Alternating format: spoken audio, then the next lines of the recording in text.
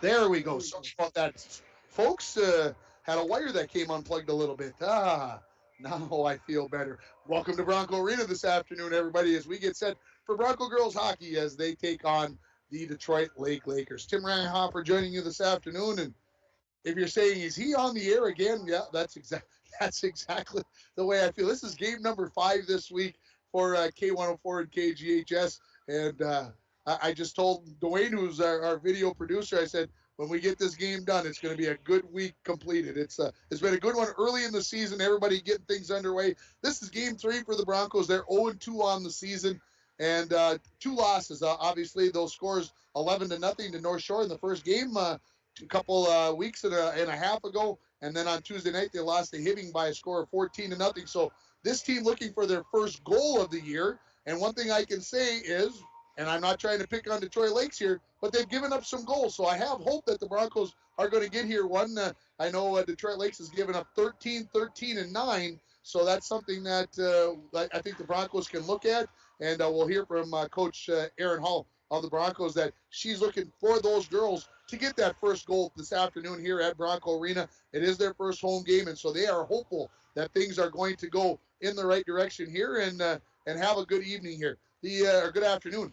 The Detroit Lakers, they come in with a 1-4 record. And as I mentioned, they've given up some goals, but they've also scored some goals. And their leading scorer is Emily Coley. And as I look at the nice stats that Coach Scott Pepcorn put together for me, through 5 games, she's got 13 goals and 5 assists. So that's 18 points, folks, already so far this season and in just 5 games for Emma Coley. Number 6, if you're watching on your live event in red here, that's the leading scorer. You look at the other scorers on the team, you're going to have to look down to a defenseman in Hallie Stadelman. She's got 3 goals, and so you go from 13 to 3. So number 6, where is she at? Find her. Make sure that you've got things understood and take care of what you need to take care of. You're listening to the Hometown Hobby and Crafts pregame show. Hometown Hobby and Crafts has yarn, fabric, stenciler, baking supplies, and they've got so much to prepare for the upcoming holidays. Just take a walk in there and you're going to see everything that they have. They also have a large selection of puzzles and board games for gifts for the kids or for a family. Hometown Hobby and Crafts at 327 3rd Street in downtown International Falls. Or if you want to give them a call at 283-2211. We're going to take a break here on the Hometown Hobby and Crafts pregame show. And when we come back, we'll have the interview I did with the head coach of the International Falls Broncos, Erin Hall. You're listening to the pregame show on K104 and online at rjbroadcasting.com, and you're watching it on yourliveevent.com.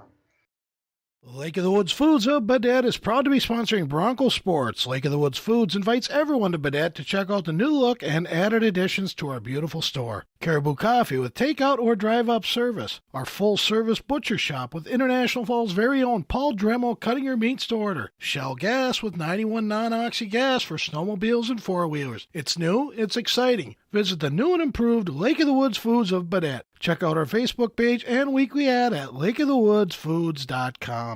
When it comes to staying warm in the winter season, it's important to have a propane company you can rely on. Lakes Gas has been keeping families warm since 1959. Lakes Gas would like to remind you to check your tanks often and call for a fill when the propane level reaches 30% to assure you always have a warm home. Lakes Gas employs local folks that know the importance of keeping your house warm in the Northland. For prompt, dependable service, call Lakes Gas at 283-3035 or visit them online at lakesgas.com.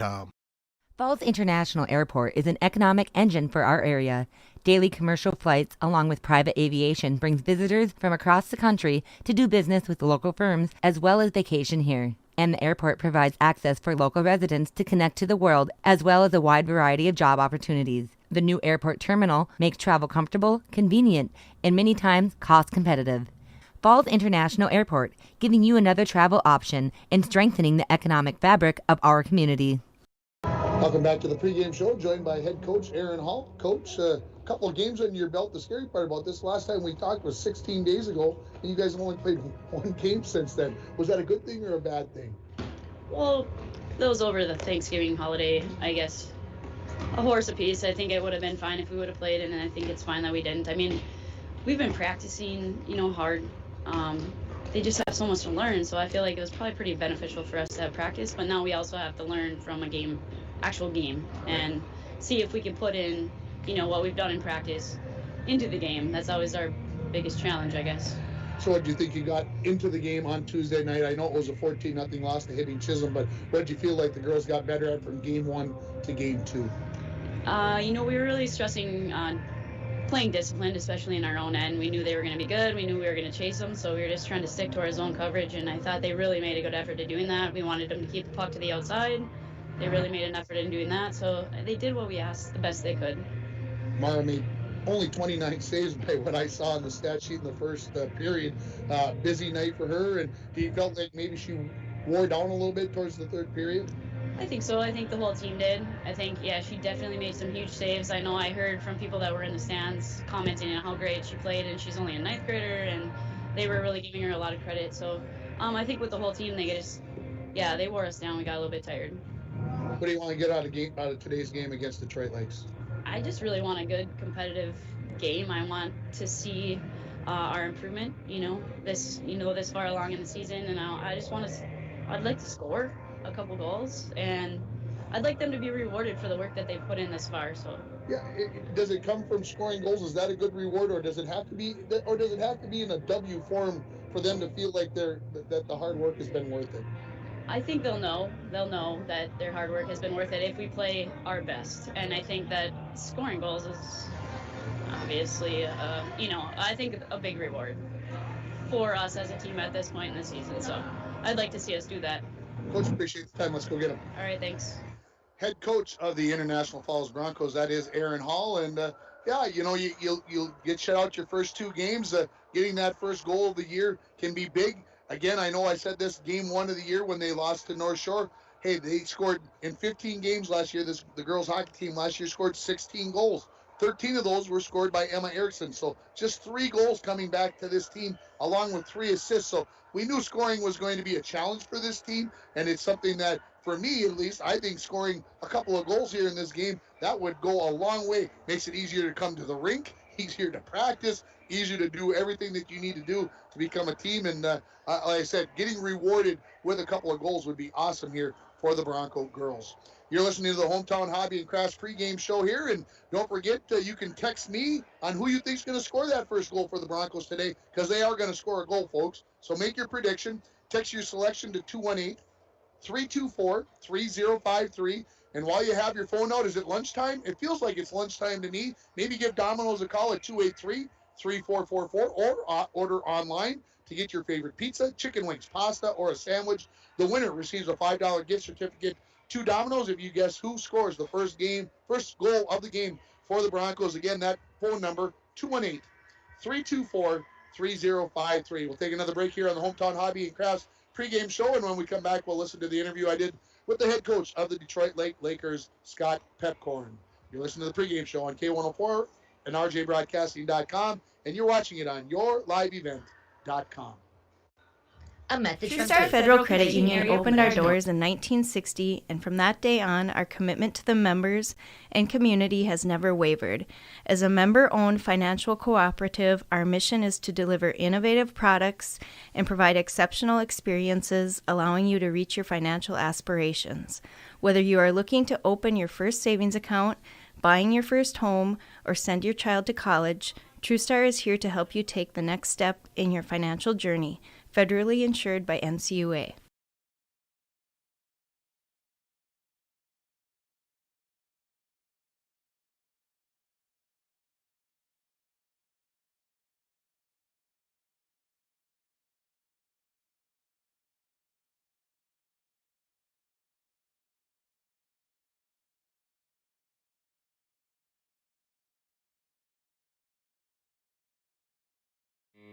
Worley Motors is your local Chrysler, Dodge, Jeep, Ram, and Ford dealer. Stop in today for a test drive on our all-new 2021 Ford Explorer XLT that just arrived. This one has a 2.3-liter EcoBoost engine with a 10-speed auto transmission, remote start, heated seats, heated steering wheel, with Ford Pass Connect, and much, much more. For all the details, stop in to Worley Motors, 309 5th Street, International Falls.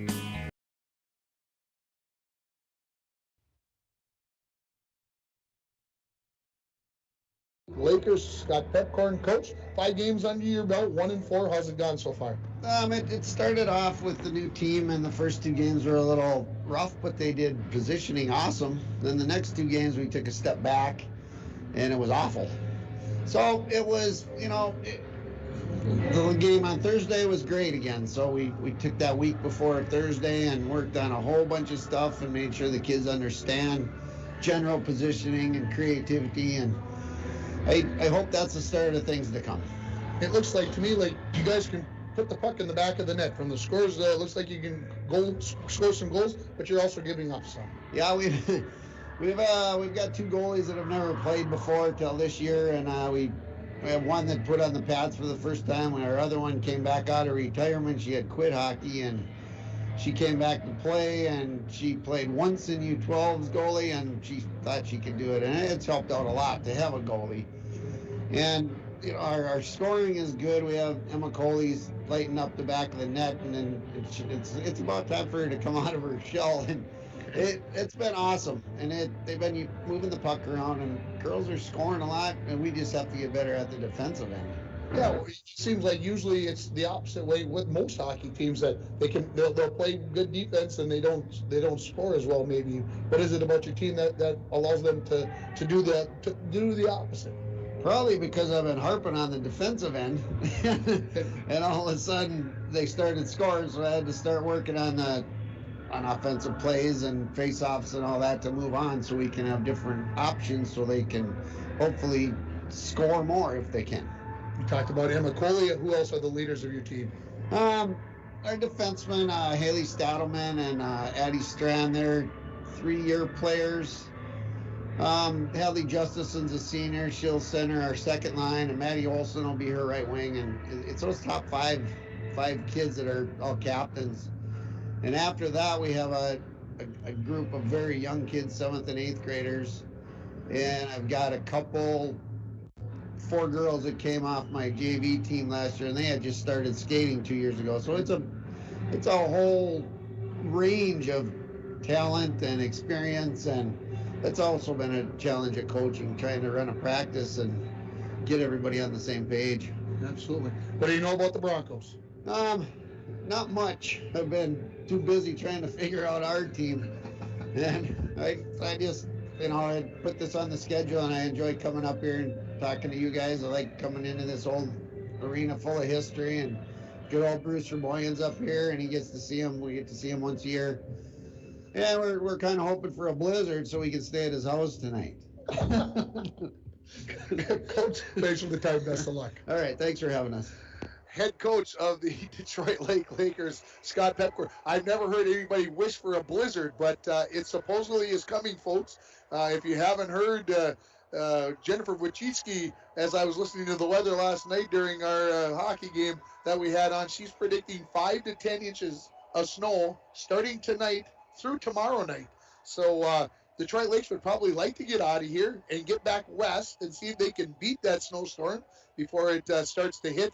I hope Scott was joking about getting caught here and staying at Bruce's house. I'm sure they'd have a heck of a good time, because Bruce used to coach some of these girls. He coached the girls hockey down at Detroit Lakes for many, many years. And so obviously there's a connection there and everything else. So you're listening to the Hometown Hobby and Crafts pregame show. Again, don't forget about texting me with your selection, who you think's going to score for the girls tonight or this afternoon.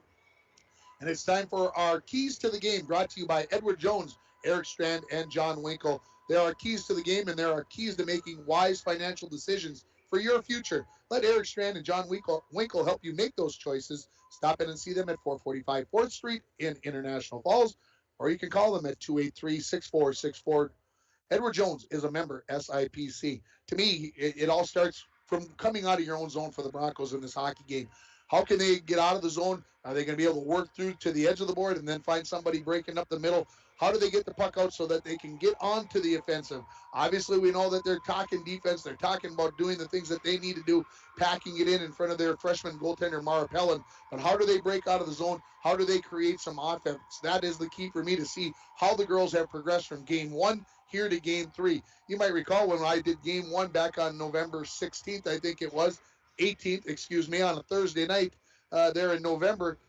four of the girls had only practiced 3 days. They'd been swimming up until Saturday. So it's going to be interesting to see how this team has progressed since then in this guy's eyes, and see how things are going to go. We're going to take another break here, and we'll come back with more of the Hometown Hobby and Crafts pregame show. Remember, Hometown Hobby and Crafts has yarn, fabric, stencil art. They've got baking supplies, lots of cookies and lots of things to make.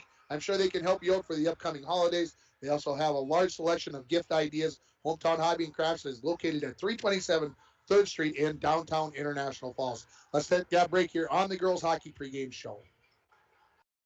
At Packaging Corporation of America, we're proud to sustainably manufacture America's top-selling brand of paper right here at our International Falls mill.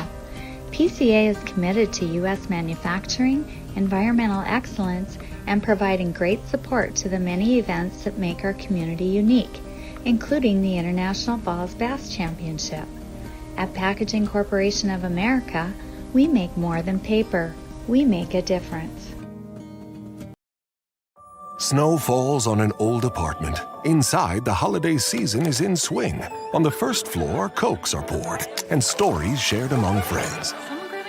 3 flights up, one generation passes down the family recipe to the next. So good. Inside every home, there's magic. Coca-Cola, real magic.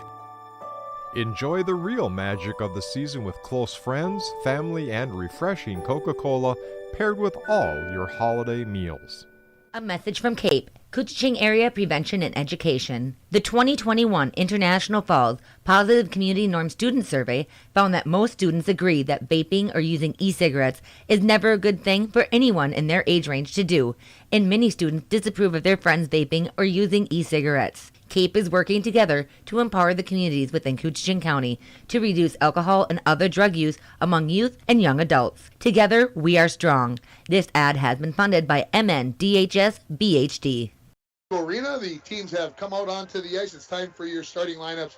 They're brought to you by the Sports Shop for honest service and fair prices on bikes, hockey equipment, and more. The Sports Shop in downtown International Falls. Let's start with the visitors, the Detroit Lake Lakers in their road reds with black and white trim. They will be going left to right in this first period. Starting in goal will be Emma Wall. She's a senior and a 9.0 goals against average. And that's I love Scott Pepcorn. He is at one of the top of my list for the stats and everything that he gave me on the sheet. Starting on the defense, number 15, Haley Stadelman.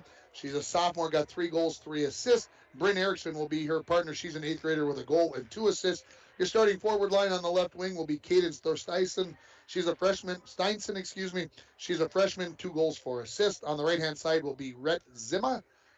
And she's a junior with 1 goal and 2 assists. And your center is number 6, Emma Coley, 13 goals and 5 assists for the senior. Looking over at the International Falls Broncos, starting in goal will be number 31, freshman Mara Pellin.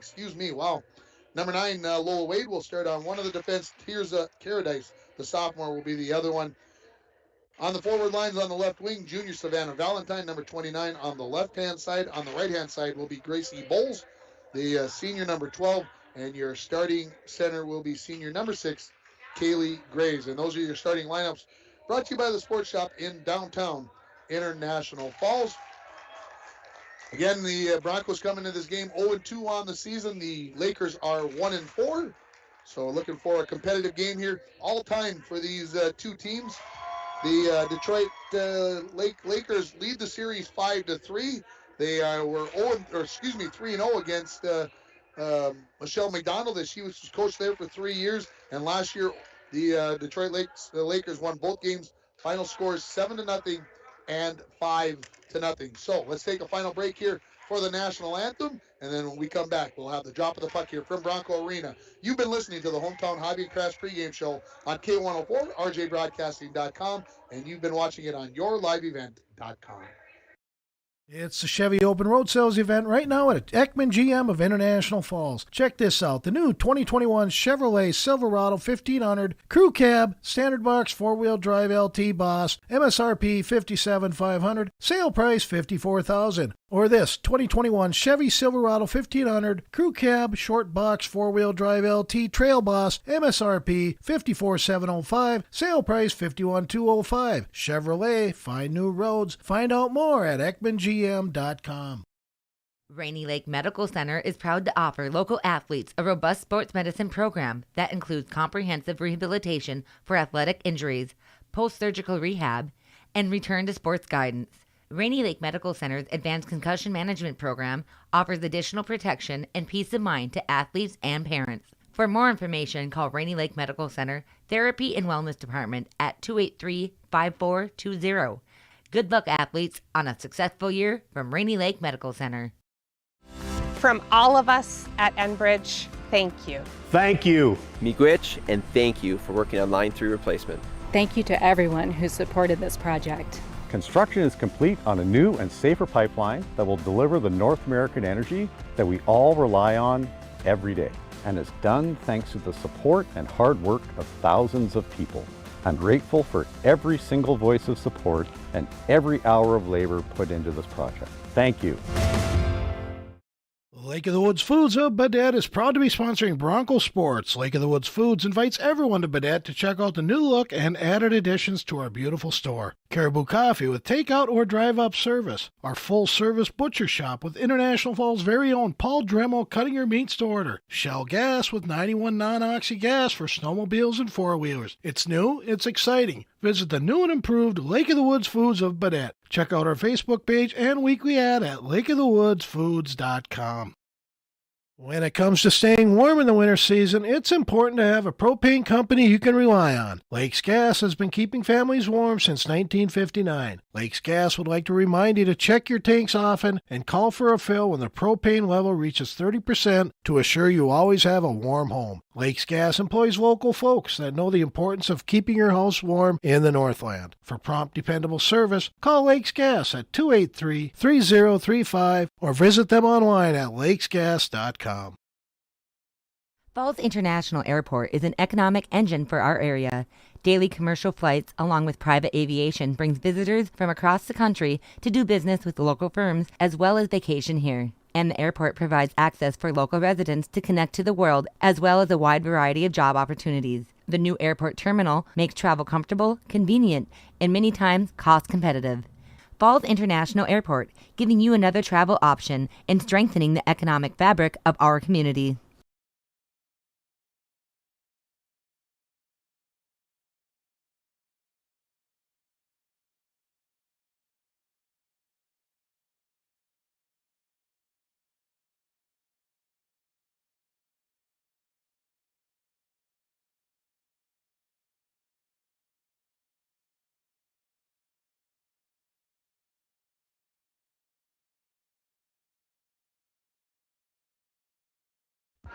Back at Bronco Arena, if you thought maybe we were having issues, we weren't. Just the Canadian national anthem. I forgot that we had the Canadian and American national anthems because remember International Falls for girls hockey is International Falls, Rainy River, and Indus. And so the Canadian national anthem, Tears of Paradise, is a Canadian citizen. So we always have that going on with our home games for the girls' games. So again, the Broncos in their home whites, purple and gold trim, they'll be going right to left in this first period. As we get set here for high school girls hockey. Rainy River basketball teams, they're down taking on Western Tech out of Wisconsin. They were in Rochester last night. Both teams lost to nationally ranked teams. The number 2 in the nation, Rochester women's team, beat the Voyagers 74-38. The men lost 67-53 to the number 18 ranked in the nation. So they're playing Western Tech. And what else we got going on today? The Lakers play tonight at home at Ice for Kids Arena. They take on Red Lake. So that's what we got going on locally. And then tomorrow, the Bronco bowling team in the state tournament looking to defend their title down in Moundsview. We are ready for high school girls hockey. Puck is down, and the Lakers control it. Off the face-off, this is going to be Addie Strand. She gets it into the zone, and they say offsides as the puck was delayed a little bit getting across the blue line. So just 6 seconds in, we get our first whistle. As we'll have a face-off just outside the Bronco zone. Graves versus Coley. Graves pushes it towards center ice, and the Lakers bring it in on the far side. This is Thorsteinson. She puts it in behind the Bronco net. Herberg has it there. Herberg controls it, comes up along the wall. Pushed along by Valentine. Thrown towards the net. That's off the mark, off the stick of Strand for the Lakers. Comes to the point, kept in there by Jensen. She fires one towards the net. It hits traffic, goes in behind where it's going to be picked up by the Broncos. They look to clear, but it's kept in at the point by Strand. She fires one towards the net. That misses the mark. Out to the point, kept in there again. Lakers keeping the pressure on here. There's a shot. There's a save by Pellin. Cleared out to the point, kept in by Strand. There's a wrist shot. Pellin, 2 saves on the rebound, and then she dives out to try to cover it up. Comes loose across the mouth of the goal, and the Broncos are able to get it to the point, but Strand sent one toward. That changed directions. Pellin stopped it, kicked it away, and then jumped on top of it with her stick and covers it up. 16 minutes remaining, exactly 1 minute in this hockey game. 5 shots on goal already. I was going to say 6. The scoreboard says 5. I will go along with that right there. Pellin busy early on here in this hockey game. Face off to her left. Pushed out towards the blue line. Erickson had it, and that's knocked away nicely there by Kyler Butts. She skates to the blue line. Tried to make a move, but that was poke checked away by Stadelman. And we're going to have offsides delayed, but the Lakers skated out, losing an edge there. Was Justison. Broncos looked to clear it out, kept in at the point by Stadelman. She throws it in behind the Bronco net. Picking it up there for the Broncos is Caradice. Comes to the point. There's a shot right there. Pellin will see all the way. She's going to try to knock that one away with a little help from her teammates. She does. Knocking away is Caradice. She skates it out of the zone. Hounded by the Lakers there. She gets to the blue line. She fires it in, and she'll head to her bench to get a fresh set of legs out onto the ice. Picking it up there for the Broncos is Kiana Ford. She sends it in behind the Lakers net. Looking to clear the zone is Erickson. Her pass is deflected to the far side of the ice and then deflected out to center. Back to pick it up for the Broncos. This is Glennie. She fires it up along the near wall. Picked up there by Erickson. Erickson goes cross ice. They can't connect there. Puck to the far side. Lola Wade tries to push it along the wall. Haven Pellin backhands it in the zone, and she'll head to the benches. They'll get a couple of new forwards out there for the Broncos. Kiana Ford gets it to it first in the near corner. Broncos again going right to left in this first period. Out to the point, kept in there momentarily. Then Coley tips it away. Good job by Herberg on the back check there to get a stick in. Otherwise, Coley was in alone. Far side now. This is Stadelman skating in the defenseman. 1-on-4. Goes to the net. Hit the pipe. And it stays out to the far side. Herberg had it there. She has it taken away by Thor Steinson. Now for the Broncos going up the far side of the ice. This is Taylor Burns. She gets out to center. Knocked down there. Loses possession of the puck. We are going to get a penalty coming up on the Lakers here. And they get a touch of the puck. And we've got our first penalty. And it'll be on number 15 for Detroit Lakes. And it is going to be a slash. This penalty at the 2:50 mark. And this power play is brought to you by Up North Builders. Expert construction in International Falls. Planning, management, and experience. It makes a difference. Up North Builders. So our first power play of the game here. No score on your Rainy River Community College scoreboard.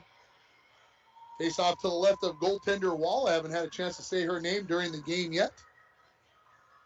So taking the face off will be Burns for the Broncos. Comes to the wall. Bulls and Detroit Lakes player there, number 14, Jensen. They battle for the puck. Fired to the near corner by Caradice, and Detroit Lakes will fire it all the way down the ice. Caradice has back to pick it up for the Broncos. Skates right past the puck, regains it. Looking to go out the far side, and she will. Gets to the red line. Now to the blue line. Stays on the forehand, gets pushed wide. She throws one towards the net. Back to pick it up in behind the net for the Broncos is going to be Brenna Crosby. Out of the corner. With it now is Jensen for the Lakers. She wraps it around the boards. Caradice tries to pinch in, keep it in, and doing a job of getting it out here is going to be Maddie Olson for the Lakers. Broncos regroup in their own end. Caradice whiffed on that pass, but fortunately Coley skated past the puck. Caradice gets to the red line, throws it in, heads for the bench as she needs to get a fresh change of bodies, and then the puck comes right to her, so she turns back and stays on the puck. Valentine skates it into the zone. Makes a move at the circle. Goes wide, sharp angle shot. Oh, that's in the goal. First goal of the year, and it belongs to Savannah Valentine and the Broncos on the power play. Take a 1-0 lead. This goal will come at the 4:03 mark for the Broncos. It'll be Valentine, and I'm not sure who will get the assist, but we'll find out momentarily here as I've got Gina Orn taking care of me down on the bench. 29 from 6. Kaylee Graves will get the assist, and the Broncos lead it by a score of 1-0. Well, we'll see what that does to the attitude of this Bronco team here. 4:03 into the hockey game. Off the face-off, back to 5-on-5 hockey after the power play goal. Into the Lakers zone. Valentine throws one towards the net. That's cleared away by Stadelman out to center. Herbert gets to the red line, fires it right back in as the Broncos dump and chase after it. Stadelman in the near corner, up along the wall, gets cut off there nicely by Graves. Out the far side, the Lakers go looking for Thorsteinson. Thorsteinson now into the Broncos zone as she heads up the far wall. Lays on the brakes, leave it for Coley. Into the slot, shot, saved by Pellin, and she hangs on to it with 12:28 remaining in this first period. The Broncos leading 1-0 on your Rainy River Community College scoreboard. Start your voyage at RRCC. Your future awaits you right here in your own backyard. Give them a call at 285-7722. Spring registration, hey, it's just around the corner. Spring semester starts in just over a month. Face-off win for the Lakers. There's a shot deflected. Pellin got the left leg out on that one as it was changing directions there off the stick of Maddie Olson. Broncos have it in behind the net. Losing it there to Ella Larson. Larson sends it into the near corner. Trying to clear the zone is Kiana Ford. That's kept in at the point. Fired in towards the net by Strand. That's wide of the mark. Out to the point. Jensen couldn't get there, and now a race for the puck. Getting there first is going to be Butts. Butts 1-on-2 into the zone. Puck floats into the corner. Couldn't quite catch up to it. Her centering attempt deflects wide into the near wall. Ford tries to throw one towards the net. That's picked off by the Lakers. Justison, and she's out of the zone. Far side, looking for Ella Larson. She skates in, lays on the brakes, crosses towards the slot, sends it to the near wall where it's going to be picked up by Strand. She jabs at it into the corner. That was broken up by Glennie. Now a late shot by Strand, and Pellin saw that one all the way. She makes another save. Shots on goal so far, 10-1 in favor of Detroit Lakes, but it's 1-0. The Broncos leading it on your Rainy River Community College scoreboard. We got to go give that up. I don't know. Which one do we give that? How about we give it the drive of the game by Savannah Valentine. Moving your product safe and fast. Nagurski Transportation is always looking for new professional drivers. Join their team. Call them at 285-9928. Back underway in the far corner. 4 players there. Looking to bring that puck away. Comes loose, and it's going to be onto the stick of Ava Werner. She tries to go off the far wall and play it off the wall to herself. Comes out to neutral. Going to be battled for there right in front of the Laker bench. Caradice pushes it along. Still being kicked around along the far side. Now into the zone with it is Burns. Has it knocked off of her stick. Warner tries to fire one towards the net. Picked up by Burns. She backhanded one that goes right in front of the goal mouth and all the way to the near wall. The Lakers knock it back in behind their own net. Now Stadelman. Stadelman tries to come along the near side looking for Thorsteinson. Thorsteinson pinched in there was Caradice. There's a shot, and that hit traffic and went wide of the mark off the stick of Crosby. Lakers look to clear, kept in by Caradice. Excuse me, that was Wade. Now Caradice keeps it in. Puck comes loose. Crosby throws it right back into the Lakers zone. Lakers look to clear, and they do. Caradice has it at center. Poked away by Coley. Coley could be in all alone. She's behind the defense. Skates in. Shoots. Saved by Pellin. Mara Pellin dialed in here in the first period. Puck along the far half wall. Caradice has it. Tried to play it back towards the corner a little bit. Lost the handle on it. Going to be picked up now by Maddie Olson. Her centering attempt comes all the way through right onto the stick of Valentine. Leaves it there for Wade. She can't clear it. Strand, her shot. That hits the body of Gracie Bowles. Puck laying in the circle. Valentine tries to clear with the backhand. Hits a skate. In the corner now. Caradice plays it off the wall. Looking to poke it out. Escaping it in his Strand.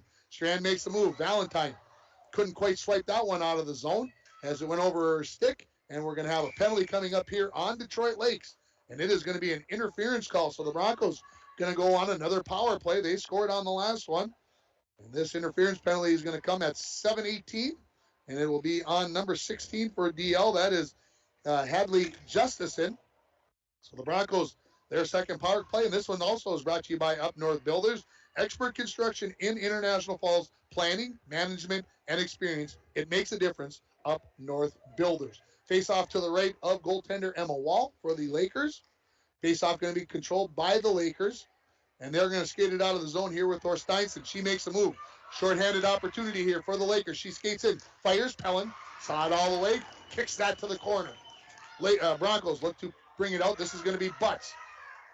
Laying right on the blue line. Now poked back in by the Lakers. Picking it up there is going to be Thorsteinson. She lets go with a wrister. Pellin. Cleared away by the defense in Herbert. Kept in at the point by the Lakers. And the Broncos on the power play. There's a shot from the point that was deflected by Coley.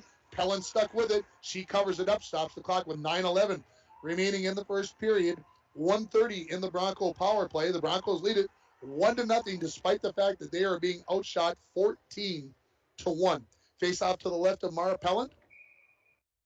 That will be Burns versus, that'll be Maddie Olson that's taking it. She's a winger. I was looking in the center column, but that wasn't her. Olson send one towards the net. That's deflected away by Wade onto the stick of Werner. Werner out to center.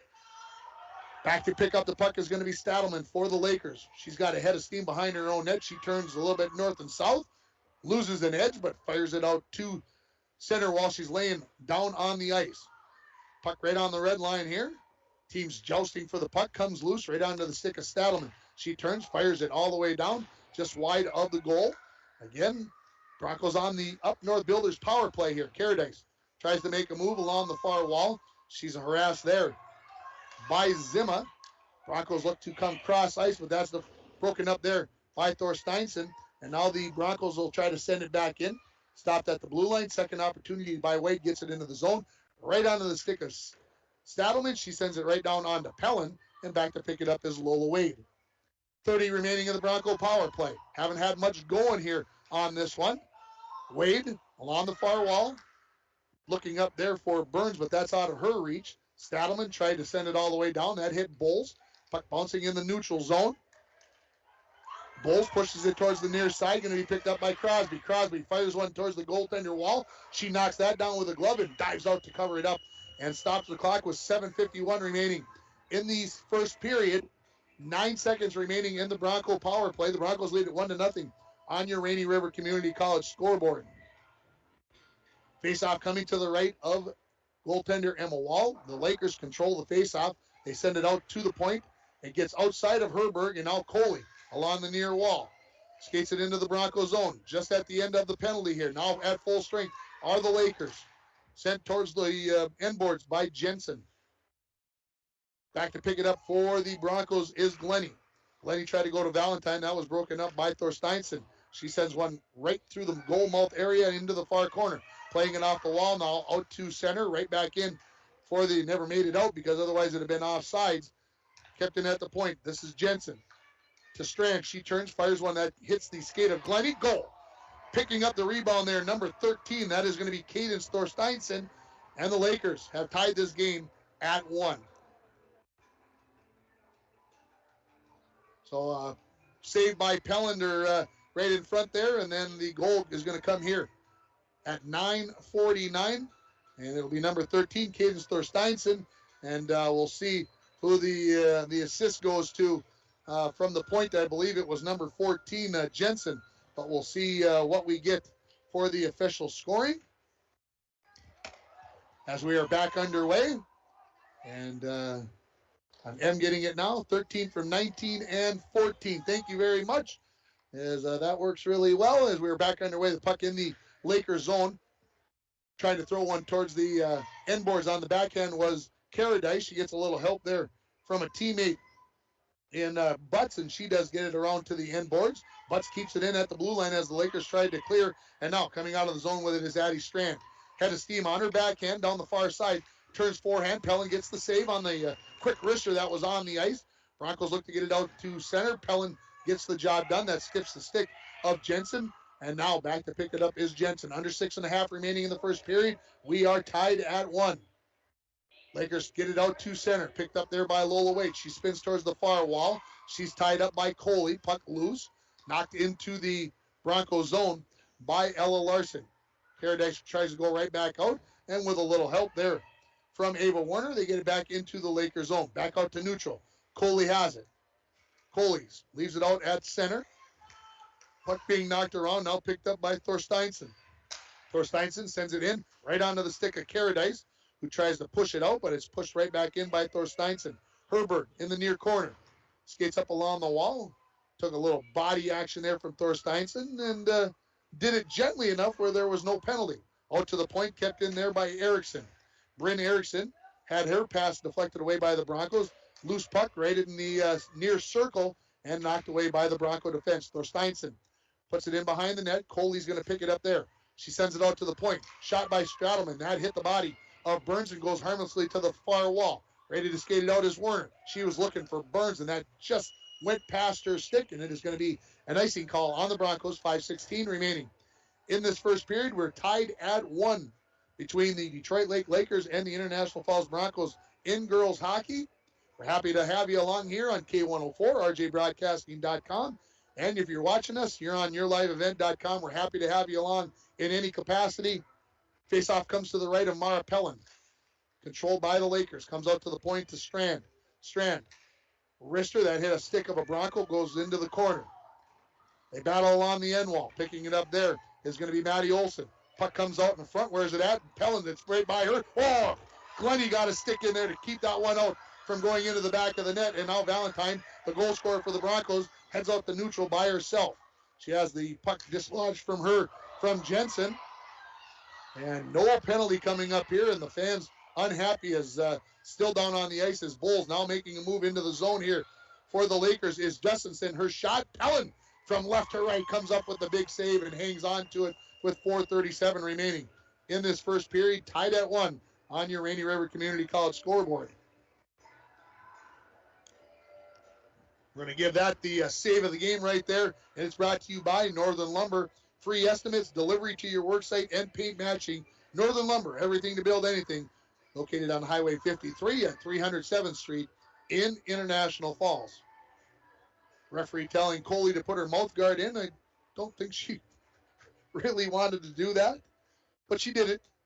Face-off controlled by the Lakers. Out to the point to Strand. Her shot. Pellin saw that all the way. She thought she kicked it to the corner, but it got stuck on her pad. Must have got pinched underneath there, and it stayed right there, and so we'll get another face-off to her left. 4:32 remaining in this first period. We're tied at 1. Face-off back out to Strand again. Another wrist shot. That hit a skate, goes high up onto the glass, and Pellin looks to get it out along the board. She does. Going to be picked up there by Butts and Pellin as they come into the zone. Butts along the far wall. Picks it up in the corner. Centering pass. Deflected.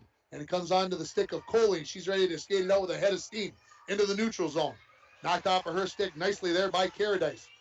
Battle for the puck. Coley has it. Trying to push it into the zone was Zima. And now he played along the wall. There's a big hit by the Broncos number 7.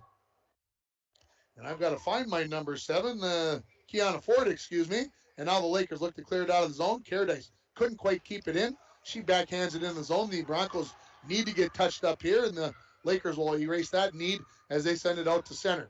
Just over 3.5 minutes remaining here in the first period. Caradice winds it up from her own zone, gets pushed wide by Justison. She looks up towards 2 Burns.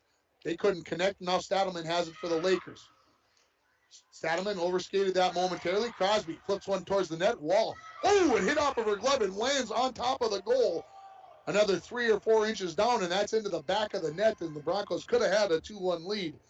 But nonetheless, we're going to get a face-off to the left of Wall with 3:22 remaining in the first period. Tied at 1 here on your Rainy River Community College scoreboard. Face-off controlled by the Broncos. Crosby, her shot deflected away by Maddie Olson. Olson skates out now along the near wall into the zone. She's got a couple players along the far side. Olson goes to the backhand. Pellin sticks that into the far corner. Out to the point. Skips the stick of Stadelman, and the Lakers will have to regroup at neutral. Stadelman reverses course, goes back up the far side. The Broncos in the middle of the chain. Stadelman skates in, saved by Pellin, just goes wide of the near post as the Lakers were also changing during that time period. Out to the point. Shot by Erickson. That's deflected away by Glennie. Glennie gets pushed into the boards there by Zima, and now the Broncos look to come out. Crosby onto the stick of Graves. Graves knocks it to the wall, pushes it into the Lakers zone. Looking to fire one towards the net, but that was knocked away by Coley. Picking up the loose puck. This is Gracie Bowles. Her shot never got there. There's a shot by Graves that deflected away by Wall into the far corner. Picked up by Stadelman. She skates in behind her own net to the near side. Avoids the poke check and now out to neutral. Crosses over. Brings it into the zone. Shot. That's deflected. Pellin got handcuffed with that one. Then dives out and pushes it to the end wall. Shot from the sharp angle. Never got there as it was deflected by Graves. She sends it out to center. Picking it up there. for the Lakers is going to be Strand. She skates it into the zone. Past a couple of Broncos. Shot that hits the side of the net. Puck comes to the end wall. In behind the Bronco net. Into the corner. Herberg has it. She tries to clear. Kept in by Jensen. Jensen along the wall. Shot deflected there off the stick of Thorsteinson. Oh my. That one had eyes as it made it all the way through somehow, but didn't end up in the back of the net. Shot from the point by Strand. That's knocked down by Bowles. She gets it off to Graves. Broncos looking to get it out. They can't. Bowles will get a second opportunity here, and she will. Puck laying at neutral. Valentine will pick it up on the near side as she skates into the zone. Back checking there is Justison for the Lakers. She knocks the puck away, and now the Lakers coming back the other way. Good play there by the Broncos as they knocked that puck away. That was Lindahl Slatinsky that came off the bench. First time I'd had a chance to say her name in this hockey game, making a move at center ice and into the zone was Butts, and then the puck comes harmlessly onto the goaltender wall, and we'll get a face-off to her right with 1:01 remaining in the first period. The score, International Falls 1, Detroit Lakes 1. As the Broncos scored their first goal of the year, they were shut out in their first two games, and it was Savannah Valentine getting the goal for the Broncos. Ready for the face-off. Controlled by the Lakers. Stadelman. Pressure there by the Broncos. Couple of Broncos trying to take the puck away from her, and they finally do. Caradice has it. Knocks it into the corner. Now comes out towards the point. Kept in by Pellin momentarily. Now right back in. No, must have never cleared the zone. This is Kiana Ford. Her shot tied up at the last moment by Stadelman. Stadelman skates into the far corner where she'll be tied up by Pellin. 30 seconds remaining in this first period. Puck in behind the Laker net. Come to the near wall. Teams battle there along the half wall, and it's Ford who sends it back in behind the Lakers net with 20 seconds left in the period. Lakers, Stadelman. Pellin cuts her off along the far half wall. Stadelman says, well, I'll go back the other ways. Let's see if I can go out this way. Pressured here with a lot of body there by Taylor Burns. Puck comes loose, and it looks like, unless the Broncos get a late opportunity here, and they won't, we are going to end the first period tied at 1. What a great first period it was. As we get a goal from each team, I think both teams will go to the locker rooms. Not too sad, not too happy, but we're tied at 1. These two teams now in the same section. I forgot to mention that during the pregame, that these two teams are in Section 8A together. So not only could they play 2 times during the regular season, but they could face off against each other in the playoffs coming up in February. We're going to take a break here. We'll come back with the first intermission report. You're listening to Bronco Girls Hockey on K104 and RJBroadcasting.com, and you're watching it on YourLiveEvent.com.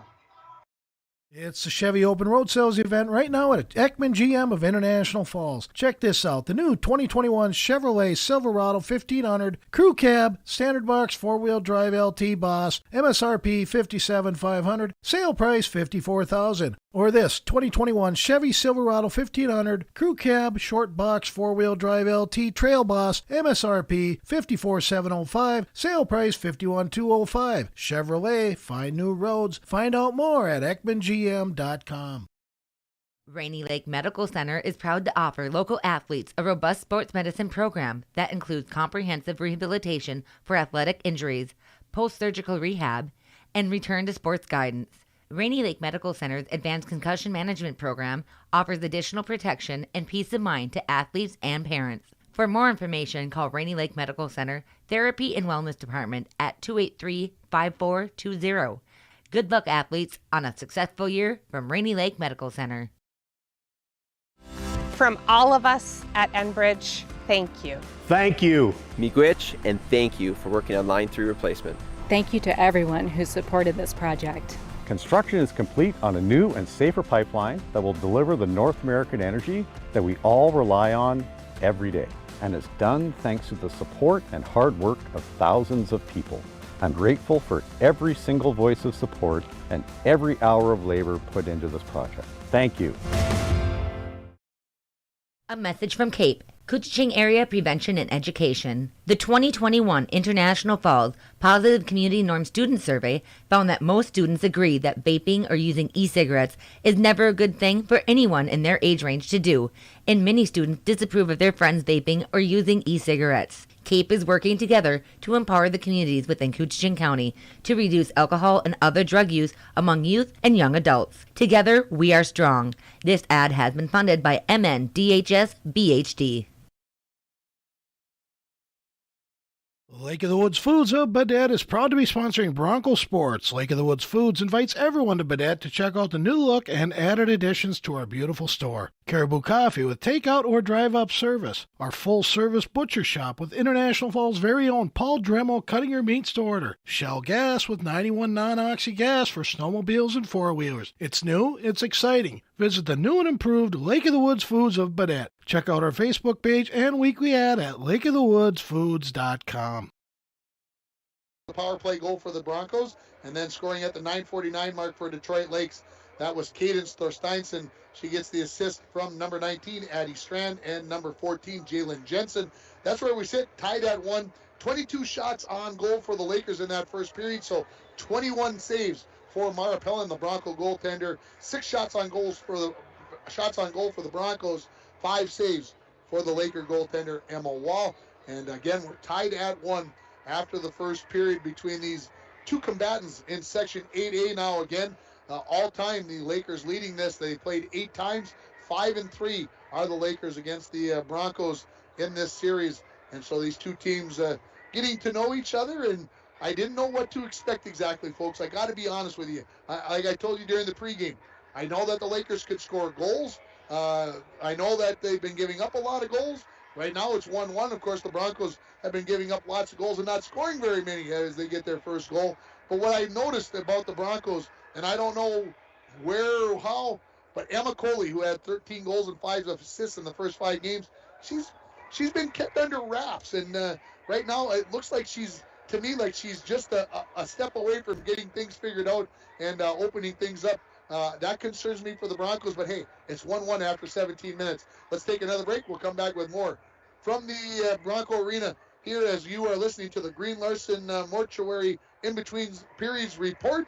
Green Larson Mortuary of International Falls, a welcome to a place to celebrate life and honor every memory. Go to their website at greenlarson.com. We'll take a break. We'll come back with more. You're listening to Bronco Girls Hockey on K104 and RJBroadcasting.com, and you're watching on YourLiveEvent.com. If you've been thinking about a new bicycle, now is a great time to check out the selection at the Sport.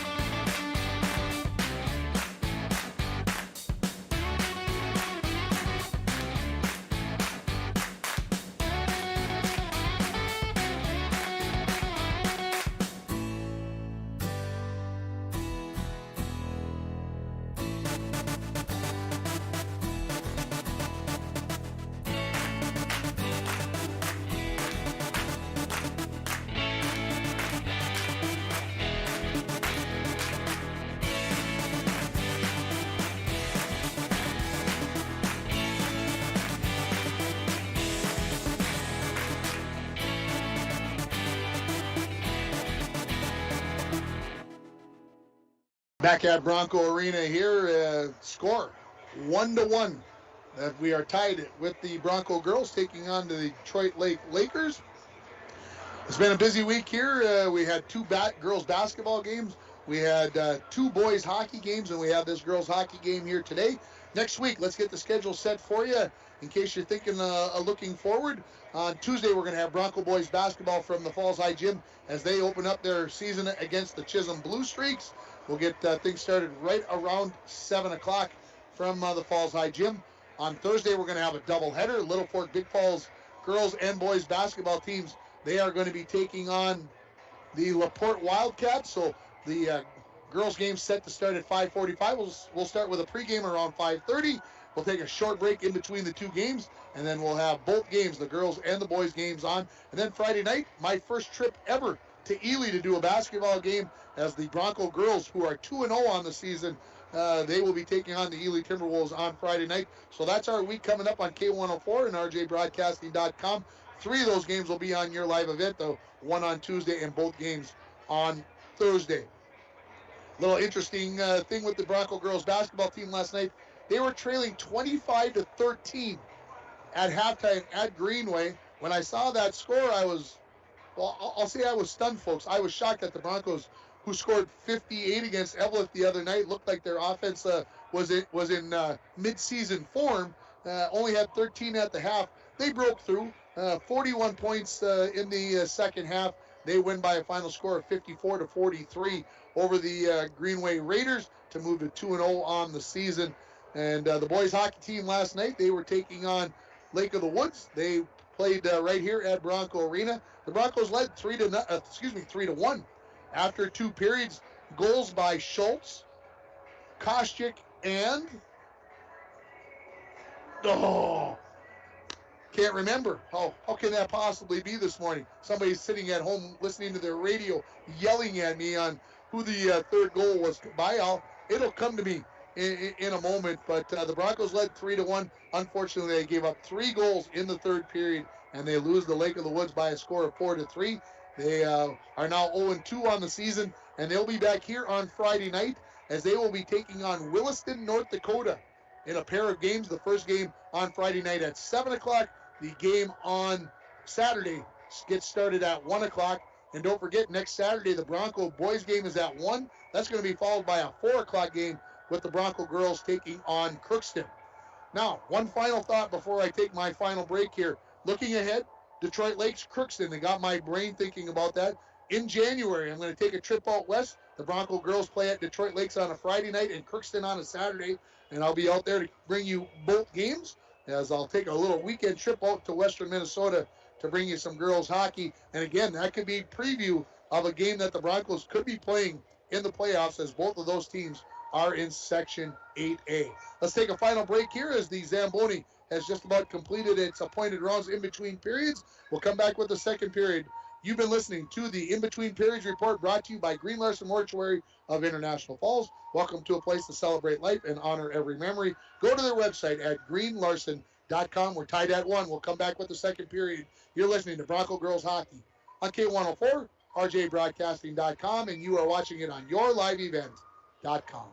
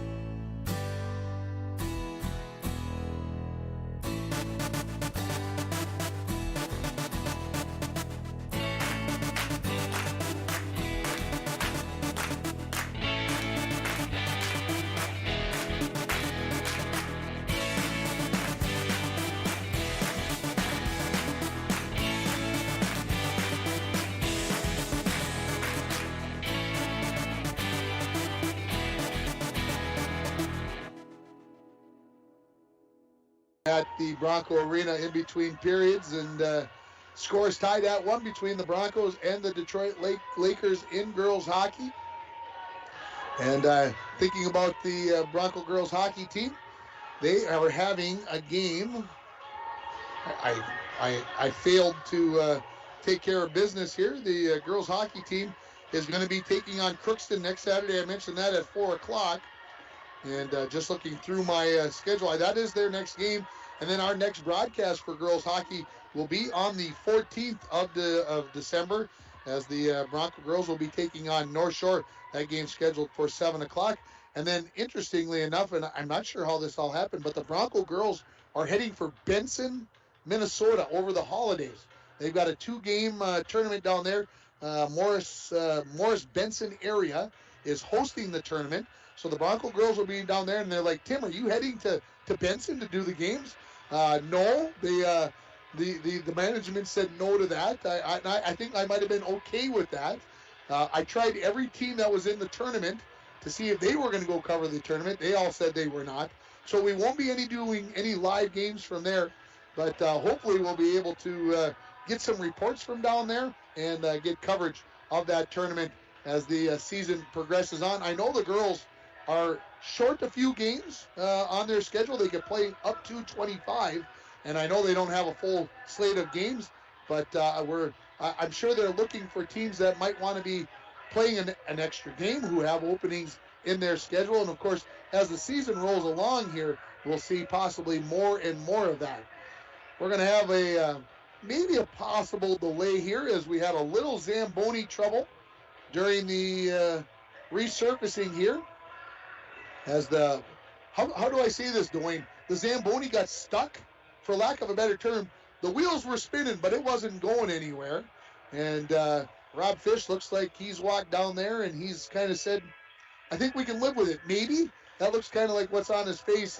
I think if it was something that would be deemed unplayable or something, we probably would have had a different look on his face. But we'll see what happens here. And again, it's just one of those things that happens. I'm kind of looking down that way, and there's a reflection, but I think it's coming off the signs that are up on the glass here at Bronco Arena. So the referee's coming back out onto the ice. Teams will be along shortly. Let's take a final 1-minute timeout, and then we'll come back with the second period. You're listening to Bronco Girls Hockey on K104 and RJBroadcasting.com, and you are watching it on YourLiveEvent.com. Lake of the Woods Foods of Baudette is proud to be sponsoring Bronco Sports. Lake of the Woods Foods invites everyone to Baudette to check out the new look and added additions to our beautiful store. Caribou Coffee with takeout or drive-up service. Our full-service butcher shop with International Falls' very own Paul Dremel cutting your meats to order. Shell Gas with 91 non-oxy gas for snowmobiles and four-wheelers. It's new, it's exciting. Visit the new and improved Lake of the Woods Foods of Baudette. Check out our Facebook page and weekly ad at lakeofthewoodsfoods.com. When it comes to staying warm in the winter season, it's important to have a propane company you can rely on. Lakes Gas has been keeping families warm since 1959. Lakes Gas would like to remind you to check your tanks often and call for a fill when the propane level reaches 30% to assure you always have a warm home. Lakes Gas employs local folks that know the importance of keeping your house warm in the Northland. For prompt, dependable service, call Lakes Gas at 283-3035 or visit them online at lakesgas.com. Falls International Airport is an economic engine for our area. Daily commercial flights, along with private aviation, brings visitors from across the country to do business with local firms as well as vacation here. And the airport provides access for local residents to connect to the world as well as a wide variety of job opportunities. The new airport terminal makes travel comfortable, convenient, and many times cost competitive. Falls International Airport, giving you another travel option and strengthening the economic fabric of our community. TrueStar Federal Credit Union opened our doors in 1960, and from that day on, our commitment to the members and community has never wavered. As a member-owned financial cooperative, our mission is to deliver innovative products and provide exceptional experiences, allowing you to reach your financial aspirations. Whether you are looking to open your first savings account, buying your first home, or send your child to college, TrueStar is here to help you take the next step in your financial journey. Federally insured by NCUA. So he is repairing the ice. So we're going to have a little bit of a delay here. Let's run down the scoring for you again from the first period. At the 4:03 mark on the power play, the Broncos get their first goal of the season. It goes to Savannah Valentine. The assist goes to Kaylee Graves, and the Broncos led 1-0. Just about 6 minutes later, at 9:49 of the first period, it was Cadence Thorsteinson getting the goal for the Lakers. The assists go to Addie Strand and to number 14, Jalen Jensen. We're tied at 1 after a period. 2 penalties in that first period. Both of them went to Detroit Lakes. The first one went to Stadelman, the defenseman, for slashing at 250, and then going to the bench, or going to the penalty box, was Justinson for the Lakers on an interference at 7:18. Shots on goal, 22-6 in that first period in favor of the Lakers. 21 saves for Mara Pellin, 6 of the shots there for the Broncos, 5 of them saved by the goaltender Emma Walls for the Lakers. And the coaches waiting patiently, telling the players to stay in the locker rooms as they work on the ice here again with just a little bit of a delay. And of course, Dwayne didn't want to go home this afternoon anyway. He's all, working a 6th day this week is just right up his alley. He doesn't mind. You might recall, folks, I said at the start of the game, that it was game 5 for the week, and I'm more snow coming.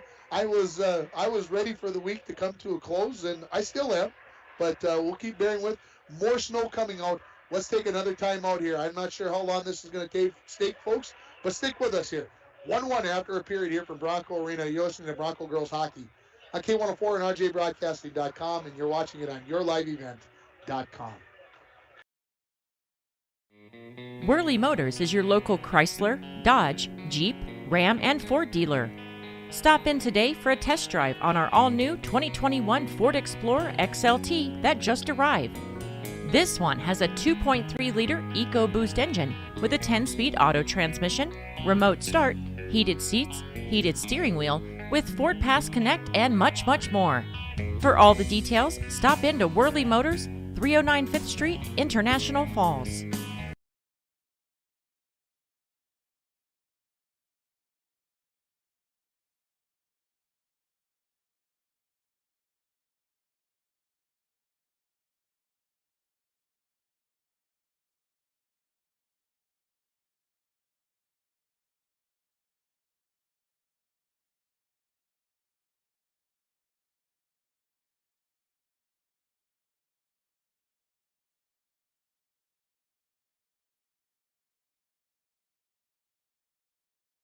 At Packaging Corporation of America, we're proud to sustainably manufacture America's top-selling brand of paper right here at our International Falls Mill.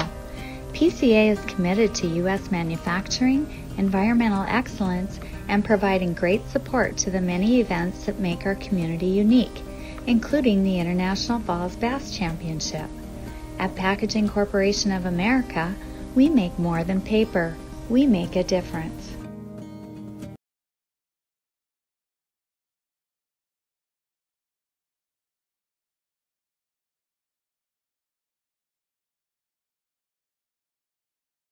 Arena here, folks. We've got skaters on the ice as they feel the ice is set up enough and been repaired after the, as we mentioned, the Zamboni. It got stuck like it was on Velcro. It wouldn't move, and so they had to put a little snow into the couple of spots right in front of the Bronco net. Well, to the left of the Bronco net, I guess, just right on the edge of the circle. And so when we get back to play here, we'll have the Broncos going left to right in this second period. It will be the Lakers that will be shooting at the end where the issues happened for the Zamboni. And here come the Lakers out onto the ice. We've got 17 minutes up on the clock. And again, 50 minutes. That doesn't seem so bad. Second period starting 50 minutes after the, that's almost 25 minutes for the in between periods. So, yeah, it's a little long, but, at least it isn't. Well, of course, we had a delay Thursday night here too, didn't we? With the JV game, with the injury during the JV game, the varsity game didn't start till 8 o'clock. I talked to somebody at Hardee's this morning that said the game went too late. I couldn't I can't start a hockey game at 8 o'clock. That's too late. I'm like, No, all right, here we go. What are you going to do? That's how and it kind of made it sound like I had something to do with it. I wish I didn't. So here we go for the second period as the teams come out to center ice to take the face-off. It'll be Coley and Graves, the two number 6s, in the face-off circle as we get set to get this second period started. The referee turns, spins, drops the puck. It's onto the stick of Strand. She has her pocket pick. Coming in is Valentine. She skates in, shoots, and she gets knocked off the puck at the last moment. Slides into the end wall as that shot went wide. Puck laying out front, poked away. Comes off the skate of Bowles right to the end wall. Battle for it there. Coley has it in the corner. She goes up along the wall. It's kept in by a point. Ooh, big collision between Glennie and Zima over on the far side. Coley tried to push it past Graves, and Graves knocked that down. Now it does come loose into the Bronco zone. Herbert has it in her skates, knocks it along. Valentine picks it up. Skates into the zone. Poked away there by Jensen. Lakers knock it out to neutral. Herbert along the wall. Knocks it into the zone. Right back out to Herberg. Teams battle right here in front of us on the near side as we're just underway in the second period. Valentine skates in. She had a tied up shot late by Graves. That goes wide of the mark. Goes into the corner. Going to be picked up there by the Lakers. This is Addie Strand. Makes a move. Avoids a couple of checks. Poke checks and now into the zone. Shot goes towards the net. That's kicked away by Herbert.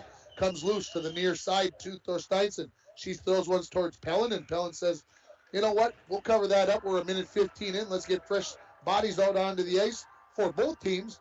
And that's what we'll do here. We'll have a face-off to the right of Pellin.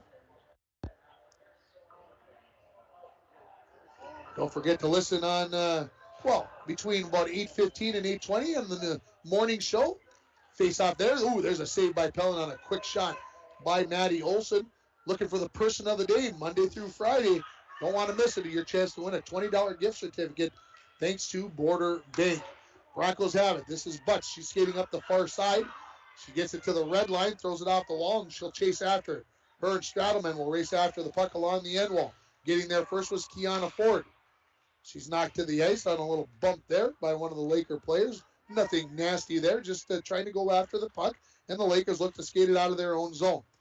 Olsen gets it out to the far side, now into the Broncos zone, and just offside were the Lakers as Ella Larson picked that one up late and tried to bring it into the zone. 15:05 remaining, period number 2. Tied at 1 as the Broncos and the Lakers battle here in Section 8A hockey. Face-off just outside of the Bronco zone on the far side of the ice. Face-off controlled by Coley. To Stradelman. Stradelman avoids a poke check there. Warner skates it into the Bronco zone. Avoids another check. Then Caradice knocks it off her stick. And coming back the other way is number 14, Taylor Burch. She makes a move at the line. Shoots. Scores! And the Broncos lead it by a score of 2-1. Made a nice move along the far wall. You can see it on the instant replay. And the Broncos have a 2-1 lead here. This goal at 2:12 of the second period. And it belongs to number 14, Taylor Burns. We'll see if there is any assist on that one. And there's going to be 2 assists from 8 and 5. And that is going to be Tirza Caradice picking up one of them. And Ava Werner will pick up the other one for the Broncos. They lead it by a score of 2-1 on your Rainy River Community College scoreboard. Just 2:12 into the second period. Lakers control the faceoff. Strand skates through a bunch of bodies into the Bronco zone.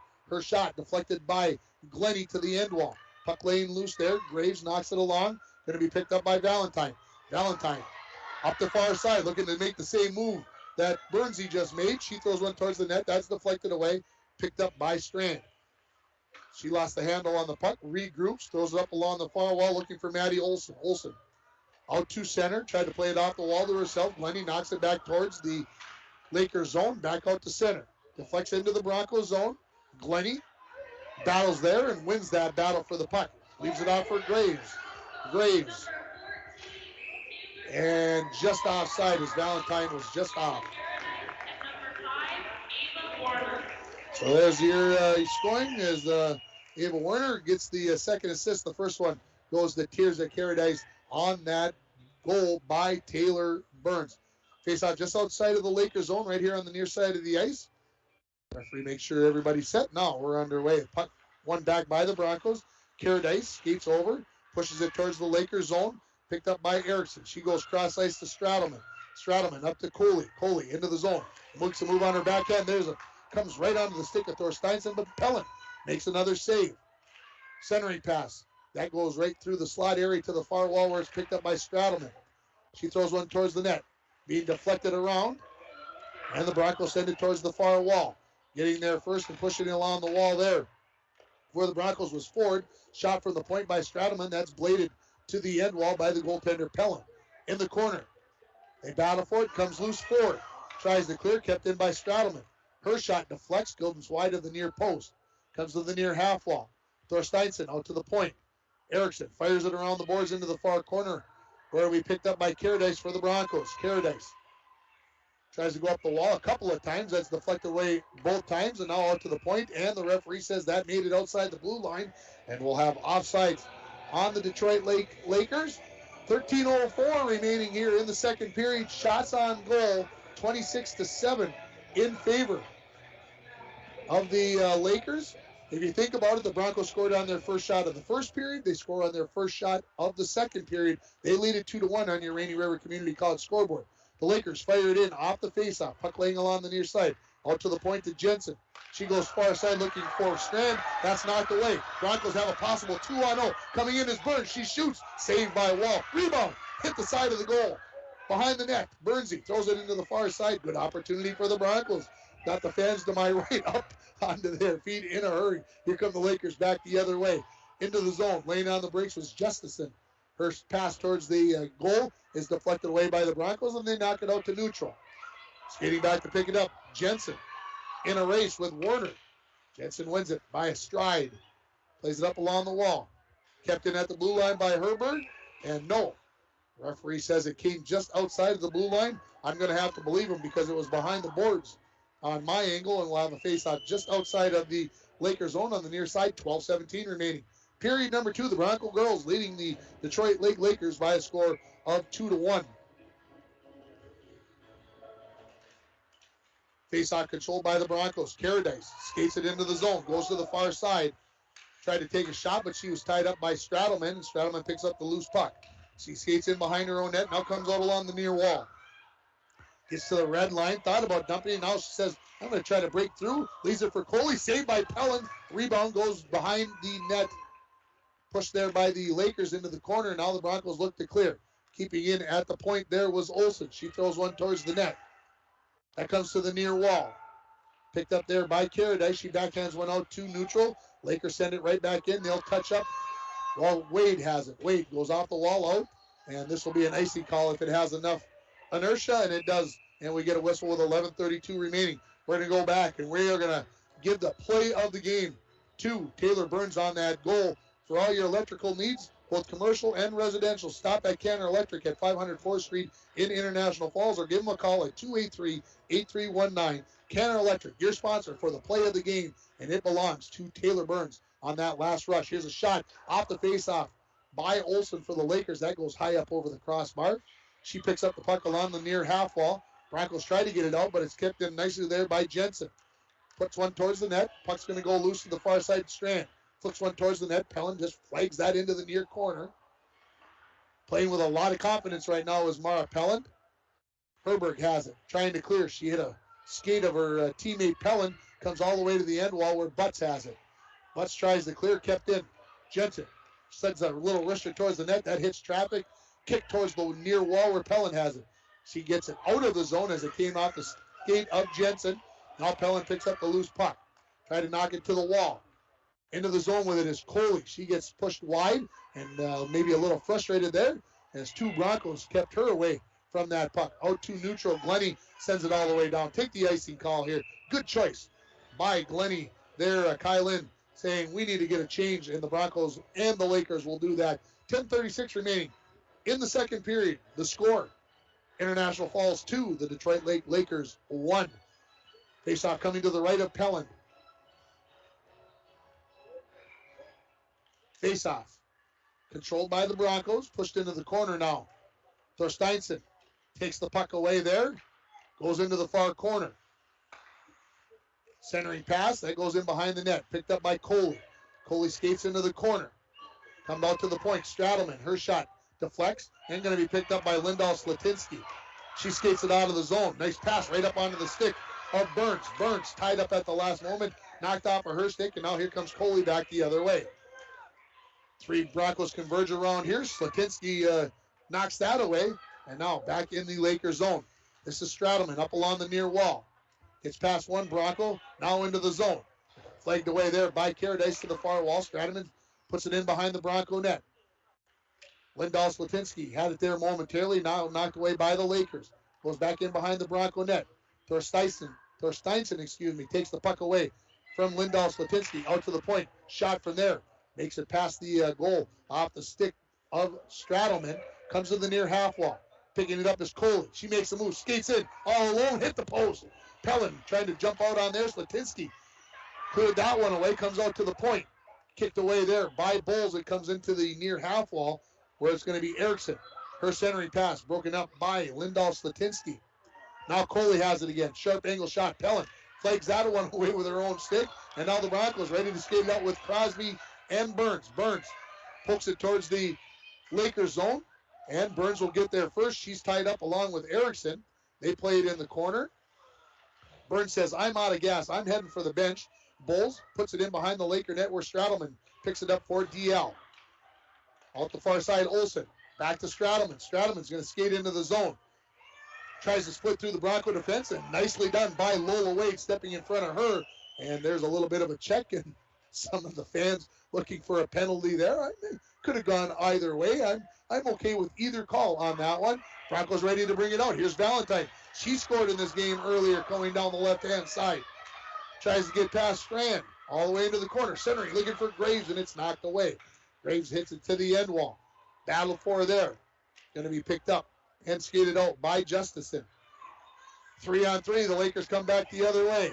Justison into the zone. Her shot. Pellin gets that with the stick. Knocks it into the corner. We're going to get a penalty coming up on the Broncos. And as soon as they touch it up enough for the referee to say they made contact, and there it is. And this penalty, I believe, is going to be on Kylan Glennie. And she is going to go for interference, I'm going to guess. We'll see what the call is. They call a hook. Bad guess by Tim. My good friend Dwayne over here shaking his head. He doesn't agree. No? Okay. There was a little contact there. It had to be something. So a first power play of the game for Detroit Lakes here. Face off. Kicked into the corner, picked up there. Skating it out is Olsen. Tried to leave it for a teammate and goal. Just that quickly. It is number 13, Thorsteinson. She's got her second goal of the game. This one on the power play, and it only took 6 seconds into that power play for the Lakers to tie it at 2. This goal at the 9:07 mark. And again, 13 from. We'll see what we get. 6-20. Thank you very much. As Coley will pick up one of the assists, and the other assist goes to Maddie Olsen. So that first line, Azima is the correction on the number 20. I apologize. That whole first line will get a point there, and we're tied at 2. The Lakers right back in to the zone. Into the corner with it. This is Stradelman, her centering attempt. Coley was tied up, and the puck comes harmlessly to the near half wall. There's a shot from Erickson that's kicked away, and now Graves skates it out to neutral.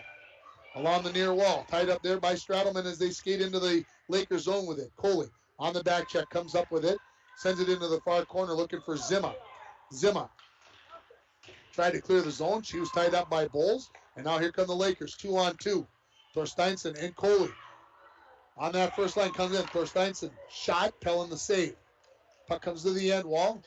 Teams will pick at it there along the wall. Coley comes away with it. She spins into the circle. It's knocked off of her stick by Graves, kept in at the point by Erickson. She throws one towards the net.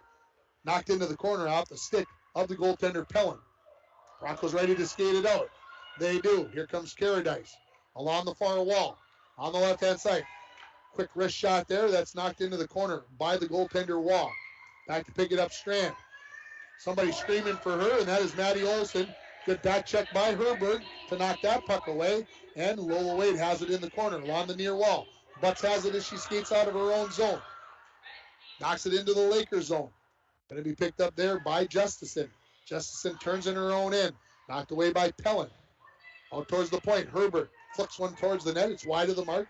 Comes off the end wall where it'll be picked up by Strand. 6:18 remaining here in the second period. We're tied at 2 between the Broncos and the Lakers. Turnover. Broncos. Ford looking for the handle. Sends one towards the net, but it goes to the near corner. Butts swings at it. Sends it towards the end wall, and then it's going to be helped along by the Lakers' Justison. Along the far side, Zima gets it out to center. Right back in by the Broncos. Good job by Glennie. On her own end wall, here's Jensen. Skates along the near side. Flicks it out to neutral. Herbert going to send it right back in as the Broncos touch up. In behind the net now. Strand skates into the far corner with it. Sends it out towards the blue line. Glennie kept it in momentarily. Coley was looking for a breakaway. She just about had it. Right back into the zone. Crosby. Left-handed shot. That's deflected there by Jensen. And then Wall knocks it into the corner with the stick. Coley coming out of the corner now. 3-on-2. Here come the Lakers. Coley makes a move. Gets past Glennie. She skates in. Shoots. Pellin knocks it down with the glove. Jumps on the rebound and covers it up with 5:18 remaining in period number 2. The score 2-2 on your Rainy River Community College scoreboard. Start your voyage at Rainy River Community College. Your future awaits you right here in your own backyard. RRCC 285-7722 if you're interested in registering for spring semester. Shots on goal in the game. DL leading at 34-10 in that department. Face off to the left of Pellin. Burns wins it to the corner. Picked up there by Caradice. She's tied up by Justison. Off the wall. Burnsy knocks it out to center. Comes in one-on-one against Stradelman. She shot from here and scored. This one didn't get as much on that one, and Wall makes the save with the stick. Goes into the corner. Picked up there by Maddie Olson. Olson skates in behind her own net. Pressured by Werner. Gets past her. Now out to center. Another move. Olson gets past the defense. One last final there. Caradice is able to dislodge the puck from her, and it goes into the corner. Teams battle for it there. Comes loose in behind the Bronco net. Under 5 now remaining. From behind the net, that is Larson trying to bounce one off the goaltender, hit the back of the net twice, and now the puck's along the far half wall. Valentine has her stick lifted. Shot towards the net. That goes past the net off the stick of Ella Larson. And playing it out, no, Caradice not able to play it out. Second opportunity she does. This will be an icy call, and they're going to wave that off as Stradelman skates back to pick it up. Pressured by Valentine. She gets chased to the far half wall. Stradelman gets by. Now it's a 4-on-2 for the Lakers. Coley makes a move. On her backhand. Couldn't hang on to it. Comes to Stradelman. Back to Coley. Back to Stradelman in the corner. Sharp angle shot. That's deflected away by Herbert. To the near half wall. Coley flicks it into the corner. Laying along the half wall. Or excuse me, the end wall. Coley comes up, tries to push one home. And Pellin is on top of that one. And she stops the clock with 3:51 remaining. In period number 2, we're tied at 2. On your Rainy River Community College scoreboard. Good hockey game. 2 evenly matched teams here this afternoon at Bronco Arena. We'll get a face-off to Mara Pellin's right. It'll be Kyler Butts for the Broncos. It'll be Coley for the Lakers. The Lakers win it back. Shot by Strand. Kick save by Pellin. She kept the right toe out there far enough as she was going from her right to left and knocked that one into the near corner. Battle along the end wall. Coley's going to come out. She shoots. Save by Pellin. Ooh, that one just had an opportunity. There was an opening along the pipe. Shot by Stradelman. Saved by Pellin. And the rebound is covered up, and I think the goal came off of the peg. And so we'll get a face-off to Pellin's left with 3:30 remaining in period number 2. Now Detroit Lakes starting to apply some pressure as the number of opportunities for the Broncos may be waning a little bit here late in this second period. Now I'm going to say for both teams, basically Detroit Lakes going 2 lines, 3 lines for the Broncos. So maybe the Lakers with bus legs maybe should be a little tighter, but they look like they've got a little bit more in the gas tank right now. Puck pushed out to center off the stick of Kyler Butts, brought right back in by Strand. She's on her backhand, makes a move. Puts one towards Pellin. She covers that one up. Stopped it with the stick and then jumped on top of it. And score remains 2-2. Here is the Lakers, again, 30 shots on goal so far in this game. 38 saves for the freshman goaltender for the Broncos. Taking the faceoff will be Justison, the line number 2 out here for the Lakers. They win the faceoff. Back to Stradelman. Her shot hit a skate, goes into the corner. Warner tries to knock it up along the wall. Fanned on that a little bit. Larson. She gets pinned to the wall by Warner. Now 5 players in the corner picking at the puck, trying to knock it out of there. Referee encouraging them to move the puck, and Burch comes away with it. That's knocked off of her stick right in front of the Bronco goal. Hoofda. That could have been a dangerous turnover, as it was number 3, Maddie Olson, with the opportunity for the Lakers, but the puck comes loosely onto the goaltender Pellin, and she covers it up as the teams will change bodies. Here, 2:46 remaining in the second period. To number 6 is to take the faceoff, Graves versus Coley. One back by Coley. Stradelman push one towards the net. That's wide of the mark. Caradice knocks it into the corner. Pitching in from the point is going to be Erickson. Bryn knocks that one towards the net. It's going to be picked up there again by Caradice. Caradice looking to skate it out of the zone. She will. Little help from Graves. Sends it towards the net. Comes off the end wall. Settled down there by the goaltender Wall, who leaves it there for Stradelman. Along the far side, Thorsteinson has it taken away by the Broncos, and it's fired around the boards by Stradelman. Picking it up there will be Erickson. Erickson along the near half wall. Puck comes loose. Herberg has it at the point. Her wrist shot just wide of the pipe on the far side. Stradelman will pick it up for the Lakers. Off to Thorsteinson. Plays it up into the zone. Coley could have a get by the defense. She won't. She's going to go to the backhand. Pellin comes up with the glove save. Nice job by the goaltender, Pellin. How about we give that the Snap Fitness, the Snap decision of the game. Snap Fitness on Shoreward Drive is a 24-hour facility with free weights, tanning, hydro massage. I should get over and try hydro massage. That sounds interesting to me. And more. Personal training is available. Give Haley Silvers a call at 283-0020. 2-2 the score. Under 2 minutes remaining here in period number 2. Shot from the point. That hits a bunch of traffic, laying in the slot, knocked away by Pellin to the near half wall. Backhanded in the corner by Olson. Picked up there by the Broncos. Now, laying in the corner, along the wall. Trying to get it out of there. They finally do. Pellin has it for the Broncos. She tries to flick it up off the wall. Still in the Broncos zone. Now, knocked out. Along the near wall. Butts pushes it into the Lakers zone. Skating back to pick it up is Strand. Strand wheels to the far side. Leaves it there for Larson. Larson has it knocked off of her stick by Kiana Ford. Pellin backhands it out to neutral after it went into the Bronco zone. Butts off the wall. Puck knocked away by Butts. Coming down the slot. Pellin waiting for it. Slamming her stick on the ice. Wanting the pass. Couldn't get there quickly enough. Was Butts. Along the far half wall. Knocking it out the center of the Strand. We're under a minute remaining in the second period. Herbert on her horse. Skating back to pick this one up. Goes in behind her own net. Wow, nice job by Thorsteinson just to ride her off the puck there without getting a penalty. Along the near half wall. Cross ice pass intercepted by Burns. Burns 2-on-2 into the zone with Warner. Ooh, just, that was close. Real close, but the offside call has Warner in just ahead of the puck. 39.3 seconds remaining in the second period. Face off on the far side of the ice, just outside of the Lakers zone. Each team scored a goal in the first period. Each team has scored a goal here in the second period. We are tied at 2. Face off. Caradice has it. On her backhand into the zone. Comes into the near circle. Centering pass. Ooh, just out of the reach of Burch. Goal!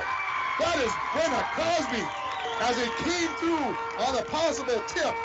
And Brenna Crosby is going to give the Broncos a 3-2 lead with 28.6 seconds remaining in this in this second period.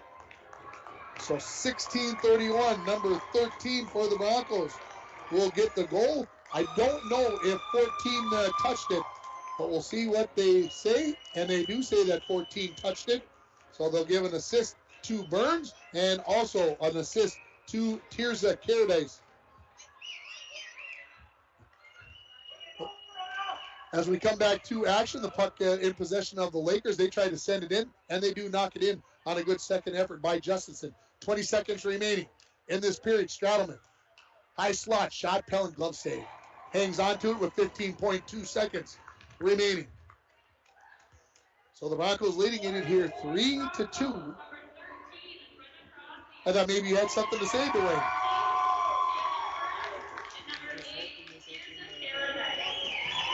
Yeah, and I was thinking the same thing, but I didn't want to jinx it here. Now they've got 6 skaters out here.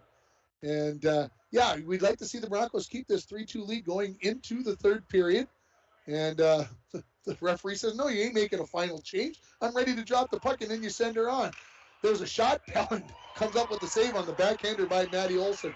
Yeah, putting the pressure on here, the Lakers, trying to get that equalizer here before the end of the second period. Now we'll get the adjustments out there. Coach Scott Pepcorn directing traffic. Face off to the left of Pelland. One back by Burns. Crosby tries to send it out, kept in by Strand. Her wrister changed directions wide of the mark.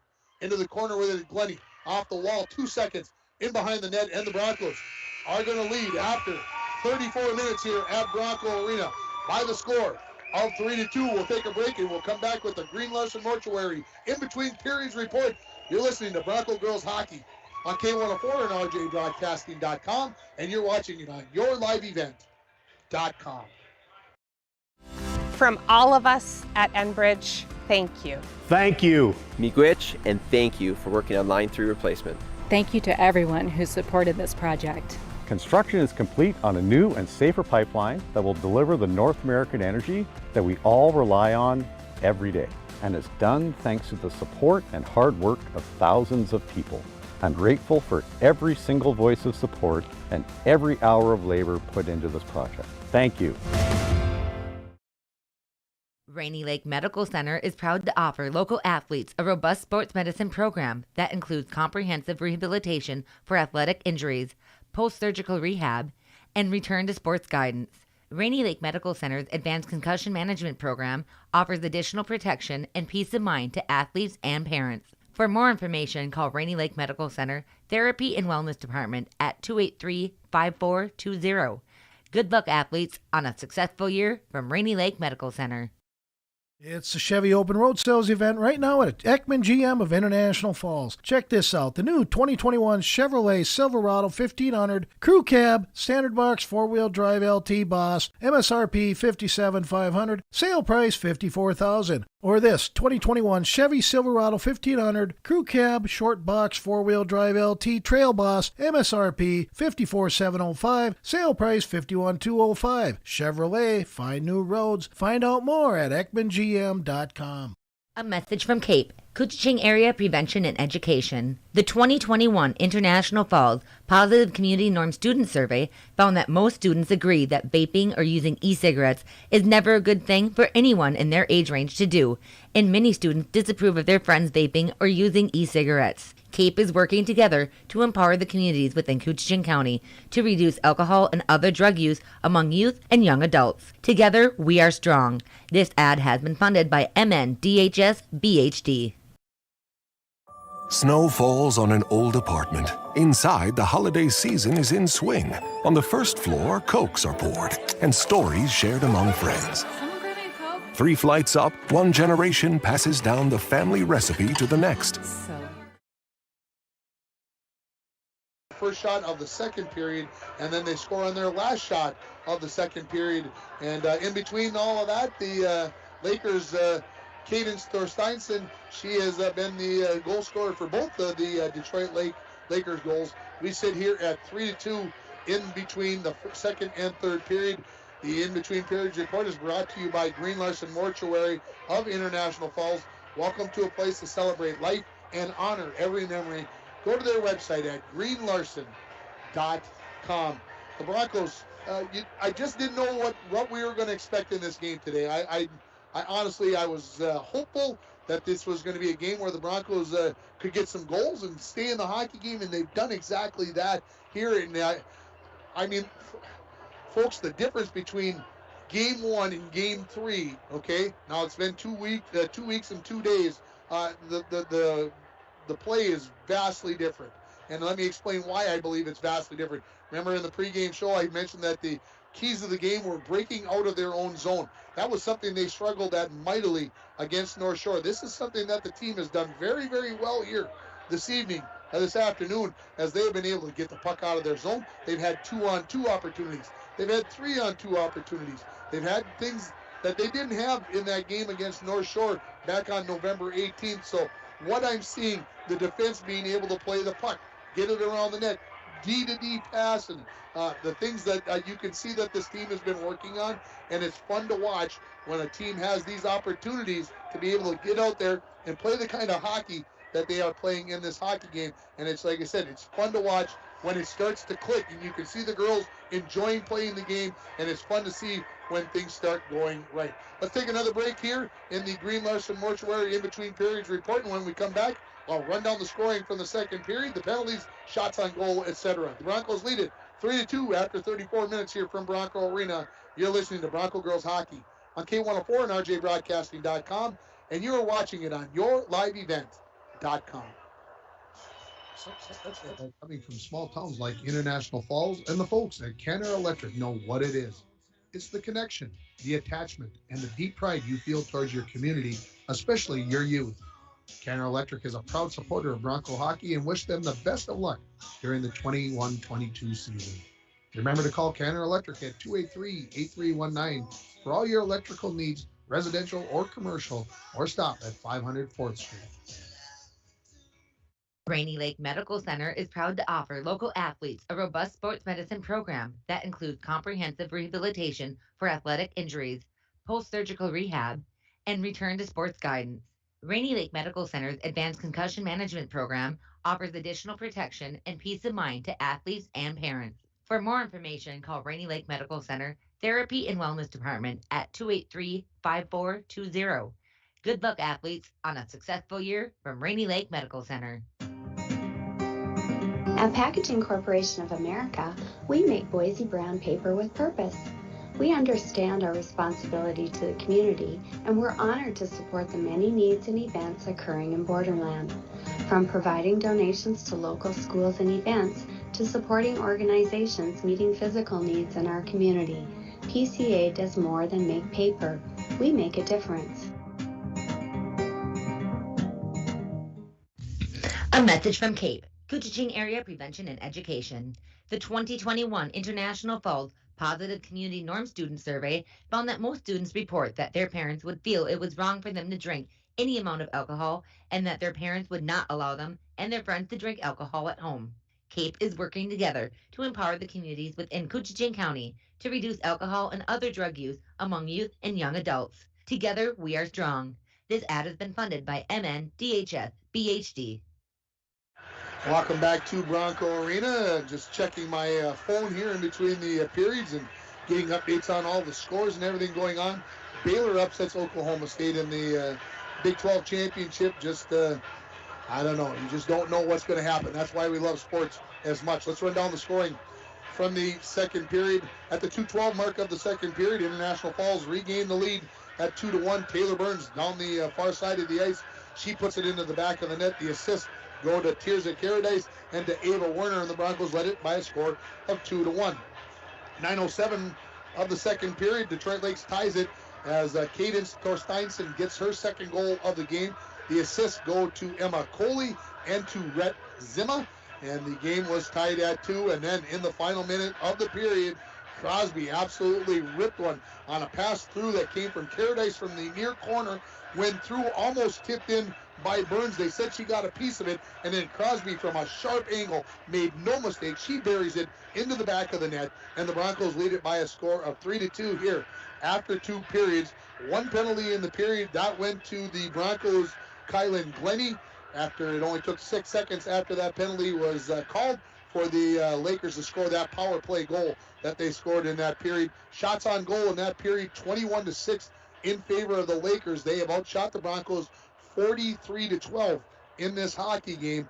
In that period, Pellin came up with 20 saves. She has a 2-period total of 41 for the Lakers. Emma Wall, she had 4 saves in that period. She's got a 2-period total of 9. Folks, you're not going to want to go away here. I don't know what's going to happen in this third period, but I've got a feeling that you're going to want to stick around. I don't think it's going to end up 3-2. I'm going to say that much. I think it's going to end up about 5-4. I'm not sure who's going to come out on top, but I think we're going to get more fireworks as the legs get a little bit more tired. You're going to see the change maybe in this hockey game, and I go back to it again. The Broncos have been playing 3 lines. The Lakers have been playing 2 lines. Will that have an advantage over the course of this third period? I'm not sure, but we'll see how things pan out. We're going to take a final break here, and then we will come back with the third period here from Bronco Arena. The score, International Falls 3 and the Detroit Lake Lakers 2. You've been listening to the Green Larson In-Between Period Report. Green Larson Mortuary of International Falls welcomes you to a place to celebrate life and to honor every memory. Go to their website at greenlarson.com. You're listening to Bronco Girls Hockey on K104 and rjbroadcasting.com, and you're watching it on yourliveevent.com. It's the Chevy Open Road Sales event right now at Ekman GM of International Falls. Check this out. The new 2021 Chevrolet Silverado 1500 Crew Cab, Standard Box 4-Wheel Drive LT Boss, MSRP $57,500, sale price $54,000. Or this 2021 Chevy Silverado 1500 Crew Cab, Short Box 4-Wheel Drive LT Trail Boss, MSRP $54,705, sale price $51,205. Chevrolet, find new roads. Find out more at EkmanGM.com.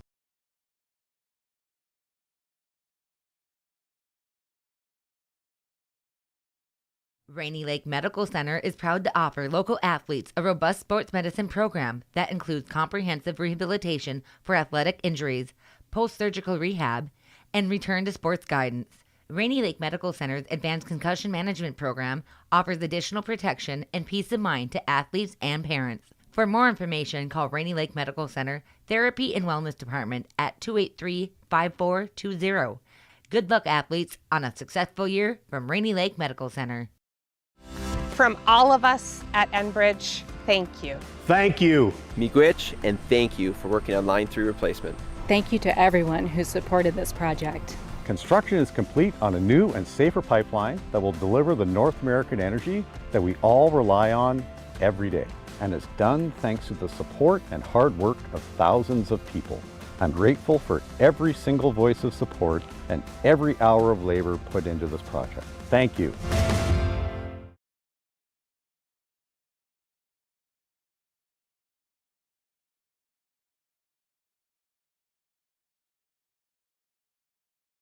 Lake of the Woods Foods of Baudette is proud to be sponsoring Bronco Sports. Lake of the Woods Foods invites everyone to Baudette to check out the new look and added additions to our beautiful store. Caribou Coffee with takeout or drive-up service. Our full-service butcher shop with International Falls' very own Paul Dremel cutting your meats to order. Shell Gas with 91 non-oxy gas for snowmobiles and four-wheelers. It's new, it's exciting. Visit the new and improved Lake of the Woods Foods of Baudette. Check out our Facebook page and weekly ad at lakeofthewoodsfoods.com.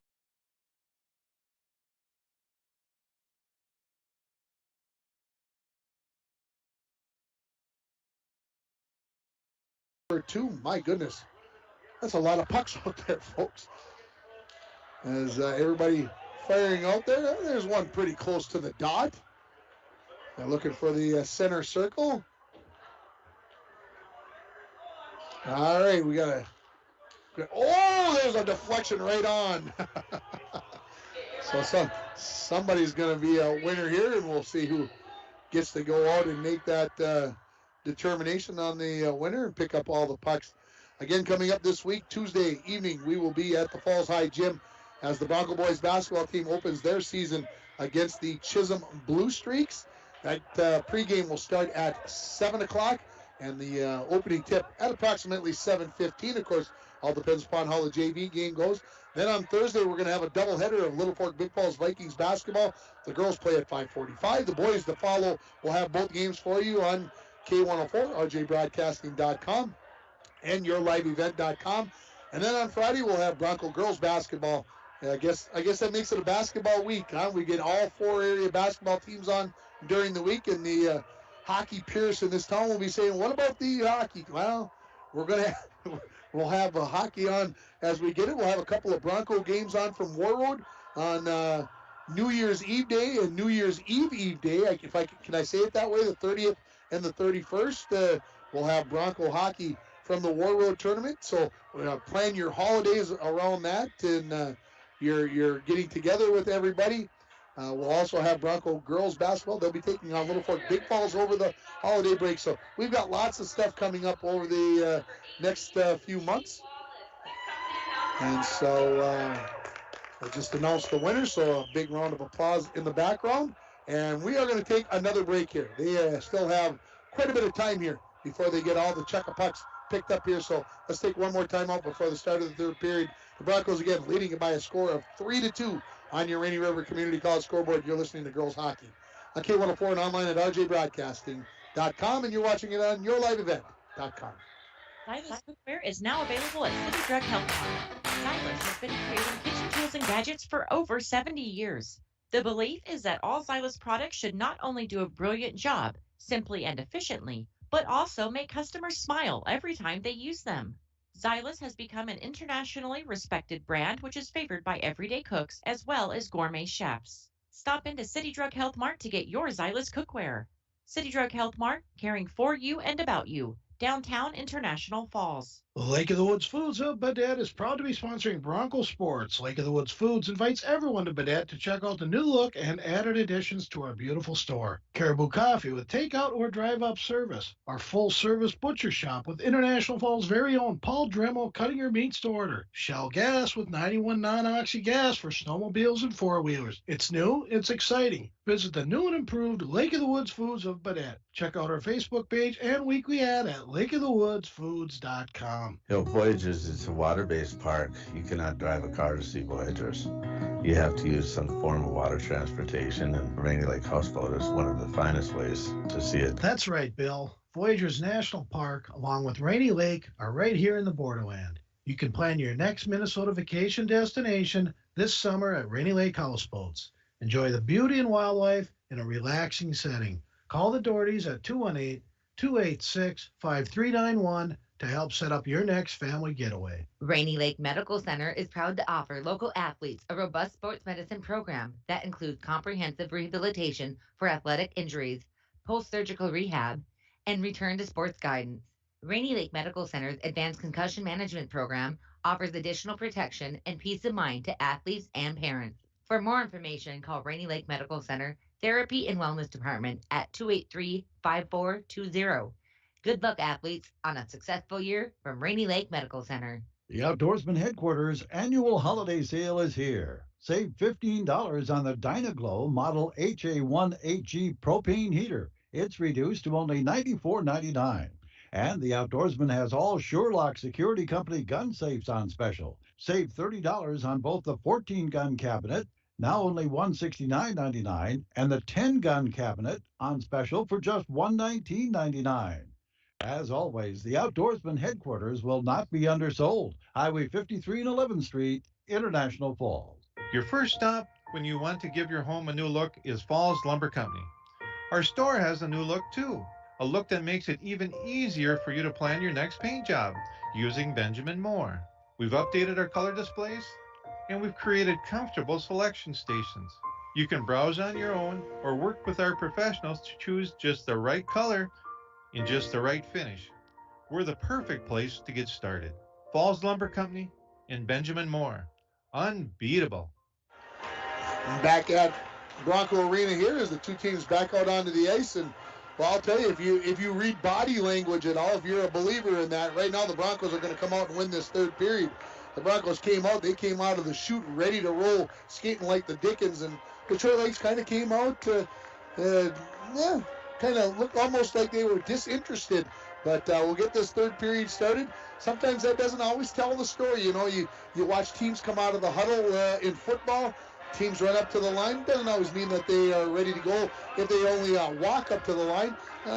Sometimes you're conserving energy, and maybe that's what the Lakers are thinking as they've only been playing two lines. Again, you just don't know. They're kids. You just don't know how to read that sometimes, as the Broncos will be going right to left in this third period. They got 17 minutes up on the clock. 3-2 the lead for the Broncos here on your Rainy River Community College scoreboard. And we'll see how this third period plans out. I did say just a few minutes ago, I don't expect this game to end 3-2. 5-4, I feel it. 5-4, we'll see how that all turns out on my guess as the two teams ready here for the third period. The Lakers will start with their number 2 line out here. Didn't do that in the first period or the second period. Maybe a little adjustment here as well for the Lakers. Face off. Comes back into the Bronco zone. Valentine plays it to the near wall. Throwing towards the Bronco zone, and it will make it in. Off the stick of Strand. Skating in, sharp angle shot, goal. Ooh, that hit the shoulder. I thought it hit the back of the net and came back out, but the save by Pellin. Shot from the point. That shot was by Maddie Olsen. Strand had her shot knocked down. The Broncos look to push it out to center. They don't. Olsen, slap shot from the point. Pellin gets the stick out on that, knocks it into the near corner. Glennie has it. She's tied up by Larson. Puck will come loose, picked up by Graves. She plays it out towards the point, going to be kept in there by Jensen. Cross-ice pass. This is Geffrey. She makes her first appearance in this hockey game. Shot from the point by Strand. Knocked into the far corner this time by Pellin. Here's a shot from the point. Knocked down by Graves. She'll skate it out of her own zone. Almost a minute into this first period. 3-2 Broncos leading it. Graves puts one towards the net. Hit a stick. Picked up there by Jensen. She skates in behind her own net. Tied up by Graves from behind. Puck goes to the far wall. And now knocked out to center where Herberg will have it for the Broncos. She turns, fires it right back in. This will be an icing call, as Herberg was about 4 strides away from the red line. So faceoff will come back into the Bronco zone to the right of goaltender Mara Pellin. First line out here now for the Lakers. Number 2 line out for the Broncos. Maybe that's the matchup that Pep Corner's looking for. Shot by Stradelman. That's wide of the mark off the faceoff win by Coley. Comes along the near wall. Ford pushes it along the wall. Gets it out to center. This may have enough to be an icing call. And just by a little bit, not by much, it is going to be an icing call. Thanks to Paige Huffaker for jumping in and being the camera person for today. We certainly appreciate what she is doing for us. She is one of the injured Bronco girls hockey players. She was nice enough to step in and do the job, and from what I can see, everything going very, very well. Face off to the left of Pellin. It'll be Betts versus Coley in the face-off circle. Coley pushes one towards the net. That's deflected away by Lola Wade from the point. This gets on to the goaltender Pellin. I'm not sure how it got through all that traffic, but Pellin knocked it into the far corner. Picked up there. Wade sends it out to center. Played the geometry very, very well, not to get an icing call. Back to pick it up is Stradelman. Stradelman sends it through neutral. This will be an icing call. Pellin decides to play it instead, and now she plays it right out front. An opportunity. Thorsteinson hits the side of the net. Tough Pellin will have to be talked to about that one, about, hey, take the icing call, get it 180 feet away from you. Here come the Lakers. Backhanded by Coley. That's knocked away by Caradice. In the corner with it now. Picked it up there by Warner. Going to be kept in at the point by Strand. Played it off the wall. Coley. Back to Strand. She skates in. Shot. Pellin knocks that away. Rebound. Save off the shot by Zimma. And Pellin knocks it up in the air. Scoops it up with the glove, and she hangs on to it. 14:38 remaining in this third period. Can't say in the game, folks, because Dwayne wants to stay for overtime. That's what he's that's what he's thinking. 3-2 the score. Broncos leading it on your Rainy River Community College scoreboard. Crosby and the referee having a little talk. Now everything's straightened away. Face off to the left of Pellin. Comes right in front. Comes right onto Pellin. Off the stick there of Ella Larson. Pellin jumps on top of that. And we'll get another face off to the left of Mara. Stay tuned for the Manco Trucking postgame show. Win or lose, we're going to talk to somebody from the Bronco team. And we'll also name our North Star Electric Energy Star player of the game. Face-off won by Burns. She has done well in the face-off circle today. With this puck is Glennie. She tries to clear. Strand keeps it in on the far point. Back in, that was Jensen that kept it in. And now here come the Broncos. Losing the puck was Crosby. Now coming back the other way, this is Justison. She goes off to Larson. Good back check there by Warner to knock it away. She plays it off the far half wall. Kept it at the point by Jensen. She sends a wrister. Glennie lifts up a skate, lets it go into the corner. Didn't want to take a chance of deflecting that one into her own net. Good job by the young defenseman. Behind the Bronco net, puck comes loose. Burns has it. Puck comes off of her stick. Thrown towards the net by Olsen, and that hit a skate and went into the far corner. Werner trying to get it past Hendricks, who first time I've had a chance to say her name in this game. Puck laying right here in the inside the blue line, and got a piece of the stick first. No tripping there of Burns as she got it out, then thrown right back in by Strand. Pellin knocked that one away. Out to center by Herbert. Strand right back in. She's got a head of steam. She skates to the top of the circle, shoots. Pellin, a kick save to the corner. Lakers continuing to apply the pressure here. We're almost 4 minutes into this third period, and the puck has been to my right a good share of that 4 minutes. In the corner now.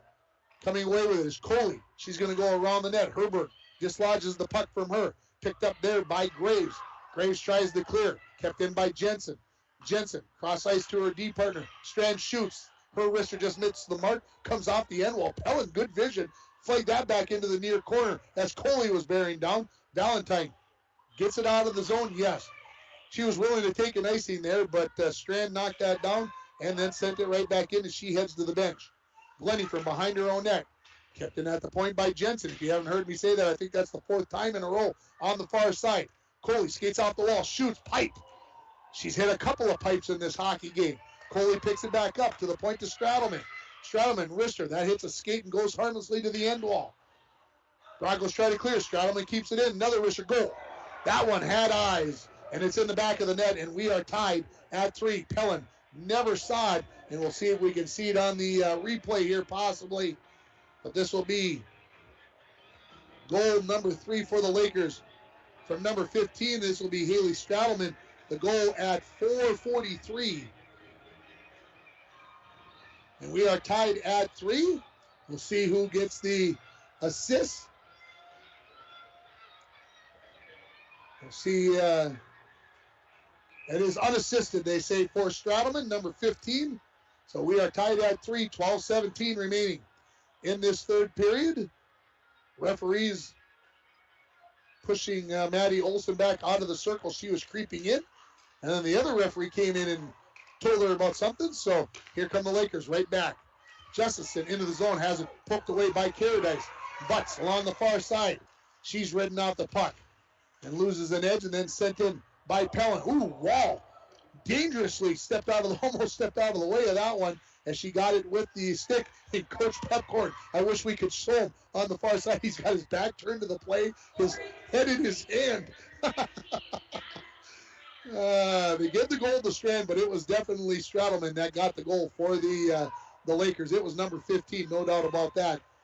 And here come the Broncos out of their own zone after the Lakers had brought it in. Pellin, the captain, comes to the blue line, fires it around the boards. Tied at 3, 11.5 remaining here in the third period. Butts along the far half wall, pushes it into the corner. Picked up by Coley. She'll knock it into the corner. Race for the puck. Ford gets there first. Comes loose. This is Pellin. Sharp angle shot up against the pipe was Wall, and she'll cover it up and stop the clock with 11:15 remaining. In the third period, we're tied at 3. Shots on goal, 55-14. So just in this period alone, the Lakers have outshot the Broncos by a margin of 12-2, and we're not 6 minutes into the period. Bernsey in to take the faceoff. This time she loses it to Coley. Picked out by Crosby. Another sharp angle shot that hits a stick, and we got a penalty coming up, and it is going to be on the Lakers, and the Broncos are going to go on the power play, and this is going to be an interference penalty coming up on Detroit Lakes at 5:54 of the third period, and it is going to be Coley, number 6, that is going to go. And the Broncos will have their third power play of the game. It's brought to you by Up North Builders, expert construction in International Falls, planning, management, and experience. It makes a difference. Up North Builders. Face off to the right of Wall. Broncos on their third power play. They are 1 for 2 on the power play. One back by Bernsey. Cross ice pass, looking for Glennie. Somebody yelling, shoot it. Didn't even have the puck yet. Now Glennie shoots it. That gets to Wall. She knocks that into the corner with a stick. Picked up by Werner. Trying to go to Burns. Burns knocked down. Puck's free. Ooh, just cleared away by Strand, the defenseman for the Lakers. Now coming back the other way are the Lakers. Justison going to fire that down the ice. She's going to win the race for the puck to boot. Now she's going to turn, come out to the point. Strand has it. Her wrister goes into the far corner. Broncos looking here on the power play to get something going as the Lakers have tied it at 3. The Broncos led 1-0. Tied it up. They led 2-1. Lakers tied it up. They led 3-2. The Lakers have tied it up. They got it out of the zone, did the Lakers? No. This is Werner. Plays it off the wall. Tries to get there, but Strand knocks it away. Puck loose. Crosby has it. Knocked off of her stick by Olsen. Comes to the near wall. Olsen fires it in. 10 minutes remaining in the third period. 55 in the power play for the Broncos. Off the wall. This is Strand. Her wrister misses the mark. Comes off the end wall. Going to be picked up by Thorsteinson as she just came off the bench. Strand, her shot deflected away by Bulls. Goes to the far wall. Larson out to the point. D-to-D pass. Now back into the corner. The Lakers wasting time here for the Broncos on this power play. Goes back out to the point. Jensen. Cross ice to Strand. She tries to send one towards the net. That hits a lot of traffic. It comes into the near corner. In behind the net. Graves and Larson knock the puck around. Finally, it's going to be Bulls that knocks it away. Then, Jensen missed that one. Threw one towards the net on the second attempt. Glennie gets it out to center. Power play almost over for the Broncos here as Graves skates parallel to her blue line. Thorsteinson knocks it away, and the Lakers are at full strength. Glennie in behind her own net. In the corner, knocked away by Justinson. She goes to the point to Strand. Strand, her wrist shot, hit a stick, goes to the end wall. Glennie had her stick lifted. Justinson takes it away. Out to the point. Strand. That shot hits some traffic, gets deflected into the near corner. Glennie tries again. Strand keeps it in. Another wrister. That hit the side of the net or the pipe. One of the two. Strand's going to try again. She's getting her wrist shot practice right here from the near point. That one also knocked away. Kept in at the point by Jensen. She's going to go to Strand. Just out of her reach. Flags it into the near corner. Coley gets there first. Tries it up along the wall. Valentine turns. Fires it out. And the Broncos saying, can we get an icing call? Sure you can. They'll send all 5 players to the bench. Clock stops. We're just past the halfway mark of the third period. 8:20 remaining. We are tied at 3. Don't go away, folks. If you got friends, get them on. This is going to be a heck of a finish here between these two teams. Mara Pellin playing very well between the pipes here for the Broncos. Faceoff will come to her left. Butts will take the faceoff against Hendricks. Third line out here for the Lakers as Quayback and Geffrey also out there. Faceoff won by the Lakers. Stradelman, who scored the last goal to tie this game at 3. Her shot deflects high off a butt stick. Almost went out of play, but stayed in. Pellin has it along the far half wall and then lost an edge. Stradelman will poke it along the wall. Now it'll be picked up by Wade. She goes cross-ice pass, and Caradice has it there. She's got Ford along with her as they come into the zone. Caradice tried to pull it past the defenseman Erickson. Erickson got a little piece of that, and then Caradice goes to the far wall. Pellin sends one towards the net, and that just missed the near pipe. Trying to clear it, kept in by Caradice. Slap shot. That's deflected away by Stradelman. Big collision on the near side here. Somebody knocked down the ice. That was Geffrey. Broncos get a turnover. Pellin skates into the circle, shoots, scores! Haven Pellin with her first goal of the season, and the Broncos regain the lead at 4-3. This goal will come at 9:32, and the Broncos regain the lead. Pellin, see who gets the assist. 22 unassisted, they say. I think I can agree with the call. So 4-3 the lead for the Broncos on your Rainy River Community College scoreboard. Start your voyage at Rainy River Community College. Your future awaits you right here in your own backyard. RRCC 285-7722. Back underway. Puck thrown in. I don't know what the Broncos are doing. They got to get. They had one short. They sent 2 on. Fortunately, no too many men on the ice penalty, or in this case, too many women on the ice. Getting it out is Ava Werner. I love the way she's been playing tonight. So aggressive. Here comes Coley into the zone. She makes a move, backhand, shot, goal. Holy cow. Number 6, Emma Coley, finally breaks through. She puts a backhander, as Joey Payer said last night, up where Grandma keeps the cookie jar, right up underneath the crossbar, and we are tied at 4. Goodness gracious, this goal at 9:57 for DL. And it is going to be Coley unassisted. So the third unassisted goal of this period. And we are tied at 4. Just like that. Well, we'll see what happens here. Face off at neutral. One back by Burns. She's been dynamite in the face-off. Herberg loses an edge. Coley picks it up. She comes in, shoots. Oh, Pellin got a piece of that one, I believe, and knocked it. I had bad visions as Coley did not get all of that one. Shot by Thorsteinson from the far side. That's knocked down by Herbert. Along the far wall now. Teams battle for it. Finally comes loose. Comes to Jensen. She goes to Strand. That's poked away by Crosby. Crosby knocked off the puck. And we're going to get a penalty coming up here on the Broncos. Crosby going to get called for the trip. And now we're coming back the other way. Coley skates in, and they are going to be called for the offside. And at the same time, we'll get the penalty on Crosby as DL will go on the power play. And the Bronco fans to my right want to know where was the tripping before that. But this one is on Crosby, and this penalty is going to be called at the 10:35 mark of this third period as Crosby heads to the penalty box, and we are going to get a face-off to the right of goaltender Mara Pellin with a game tied at 4.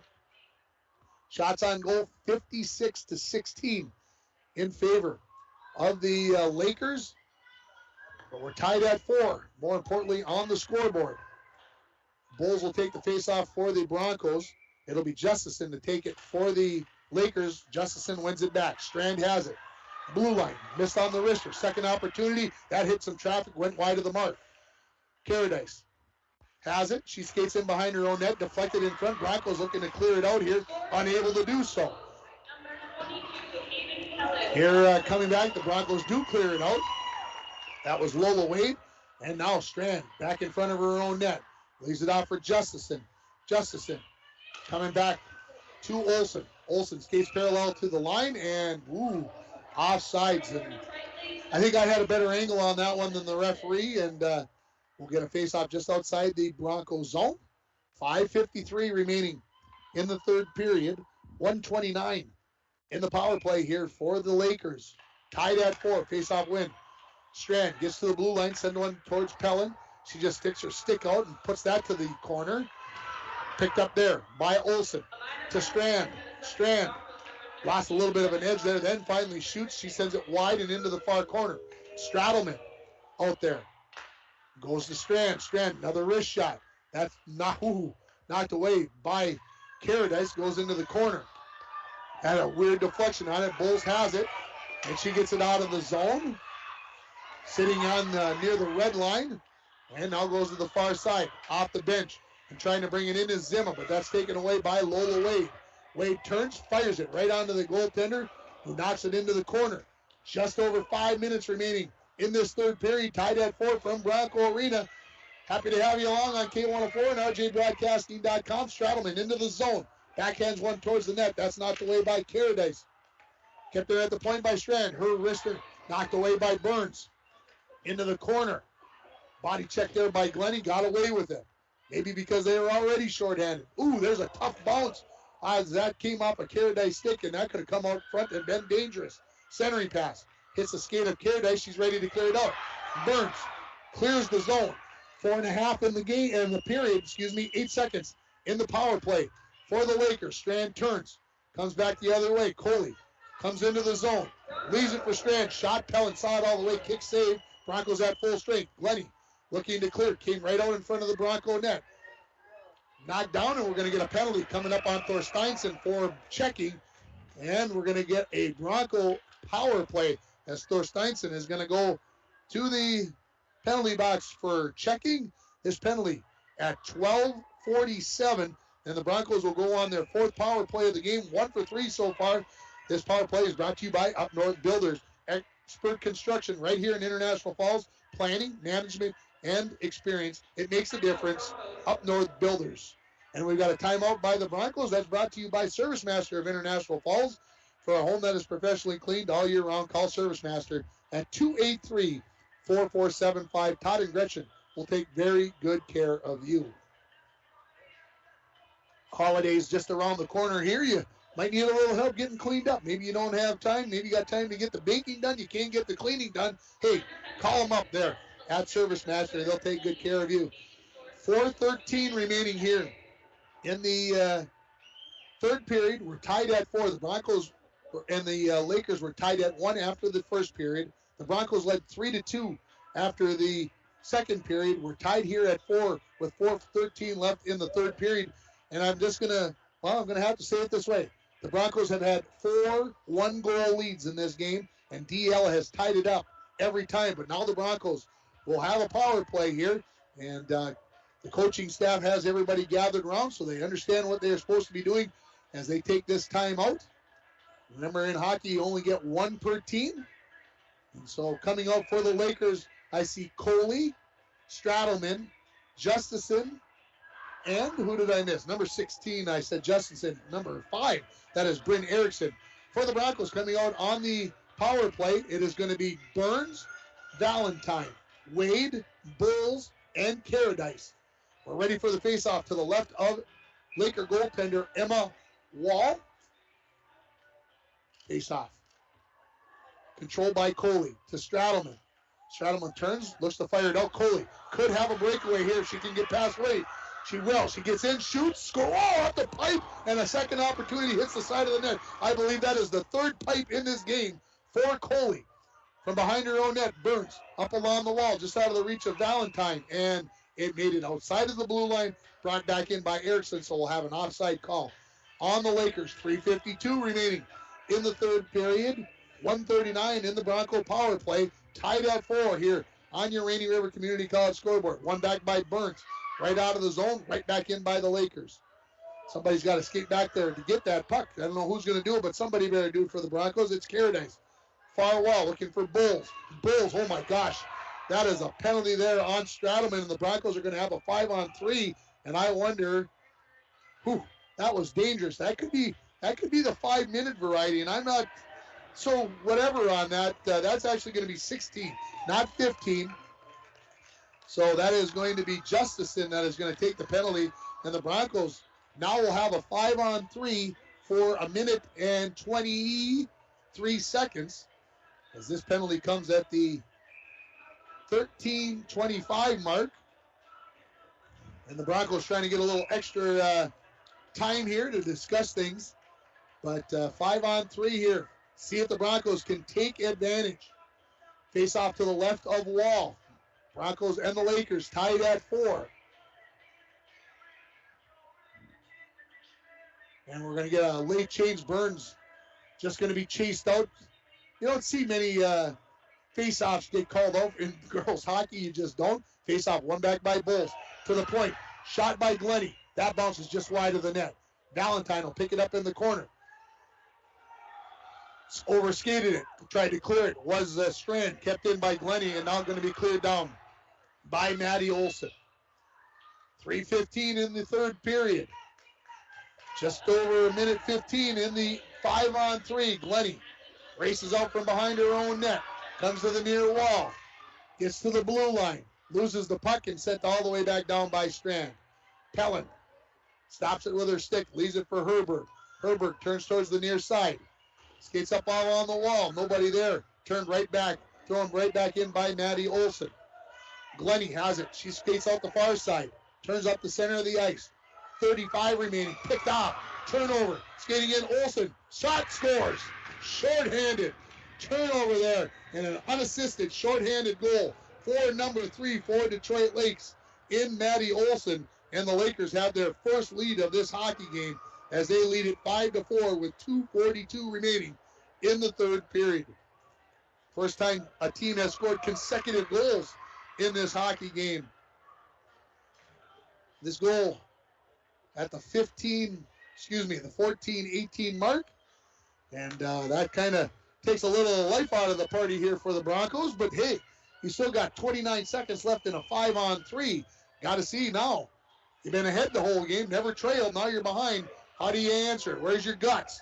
And we're going to find out what this Bronco hockey team has got in the hopper here, as Butts will take the face-off against Coley.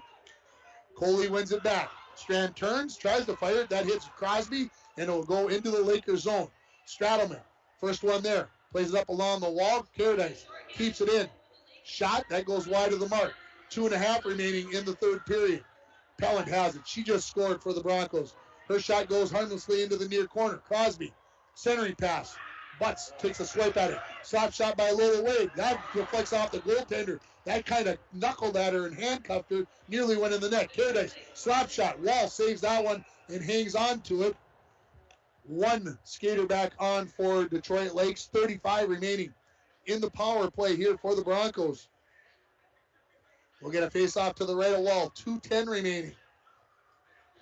Broncos still on the power play here. Not going to pull the goaltender yet. You got to do that probably when it's even strength.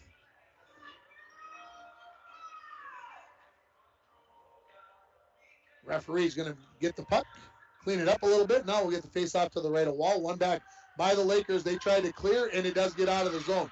Caradice throws it right back in. The Broncos have to touch up, and they do. In the corner with it is Stradelman. Under 2 minutes now remaining. And sending it all the way down out of the Lakers. It's on edge. Pellin settles that down, knocks it into the corner. Race for the puck. Coley comes up with it for the Lakers. Makes a move. Sets up, shoots. That goes over the top of the crossbar. 1:45 remaining in the third period. 10 in the power play.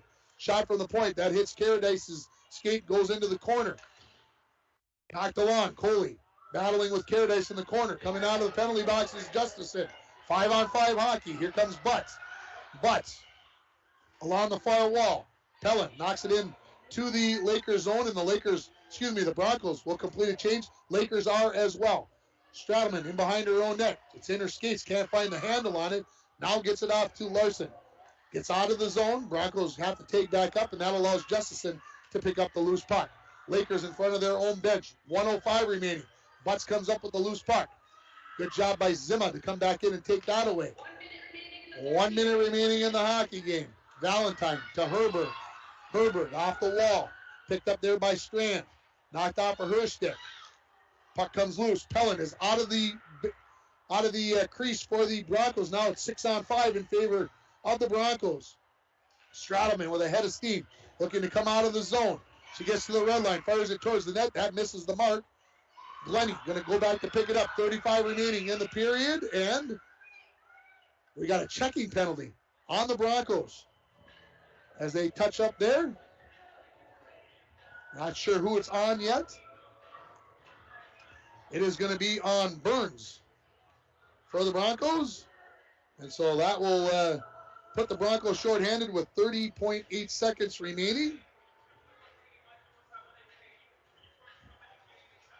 So we'll get a face-off to the left of Pellin as she comes back into the crease.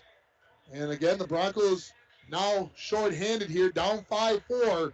And what a hockey game it's been here, folks, at Bronco Arena. Coley right off the face-off, hit it right onto the goaltender Pellin, who makes the save. Knocked into the corner. Broncos down a goal here. Got to come up with some miracle. Stradelman shot from the point. That misses the mark. There's a shot by Maddie Olson and pinched up against the pipe by Pellin. What a nice play by Mara. And we've got 17.1 seconds.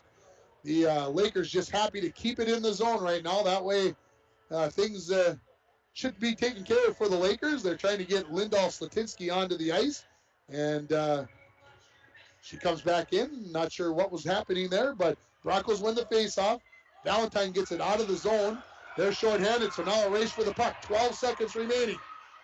Broncos need to push everybody up there. Stradelman tries to play it off the wall. Gets it to Olsen. Knocked out towards the blue line. 3, 2, 1. And the Broncos are going to lose this game by a final score of 5-4. Stay tuned for the Manco Trucking post-game show. I'm going to run down and get an interview here, and we'll talk with somebody here after this tough loss here for the Broncos, as they are going to fall by a final score of 5-4. You're listening to Bronco Girls Hockey on K104 and RJBroadcasting.com, and you're watching it on YourLiveEvent.com. Lake of the Woods Foods of Baudette is proud to be sponsoring Bronco Sports. Lake of the Woods Foods invites everyone to Baudette to check out the new look and added additions to our beautiful store. Caribou Coffee with takeout or drive-up service. Our full-service butcher shop with International Falls' very own Paul Dremel cutting your meats to order. Shell Gas with 91 non-oxy gas for snowmobiles and four-wheelers. It's new, it's exciting. Visit the new and improved Lake of the Woods Foods of Baudette. Check out our Facebook page and weekly ad at lakeofthewoodsfoods.com.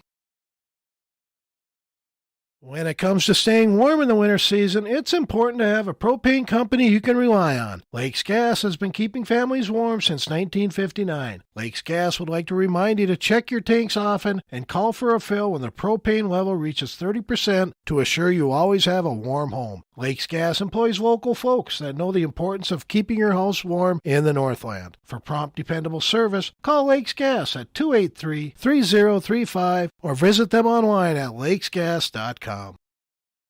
Falls International Airport is an economic engine for our area. Daily commercial flights, along with private aviation, brings visitors from across the country to do business with local firms as well as vacation here. And the airport provides access for local residents to connect to the world as well as a wide variety of job opportunities. The new airport terminal makes travel comfortable, convenient, and many times cost competitive. Falls International Airport, giving you another travel option and strengthening the economic fabric of our community.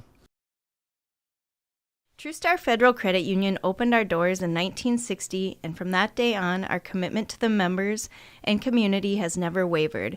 As a member-owned financial cooperative, our mission is to deliver innovative products and provide exceptional experiences, allowing you to reach your financial aspirations.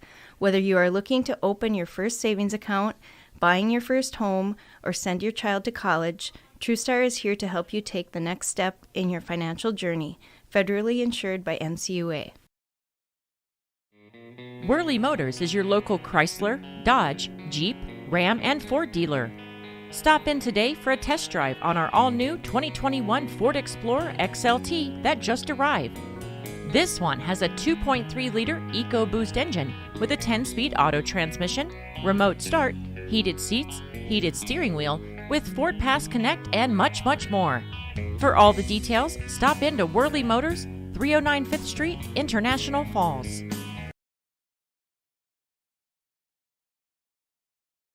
At Packaging Corporation of America, we're proud to sustainably manufacture America's top-selling brand of paper right here at our International Falls mill.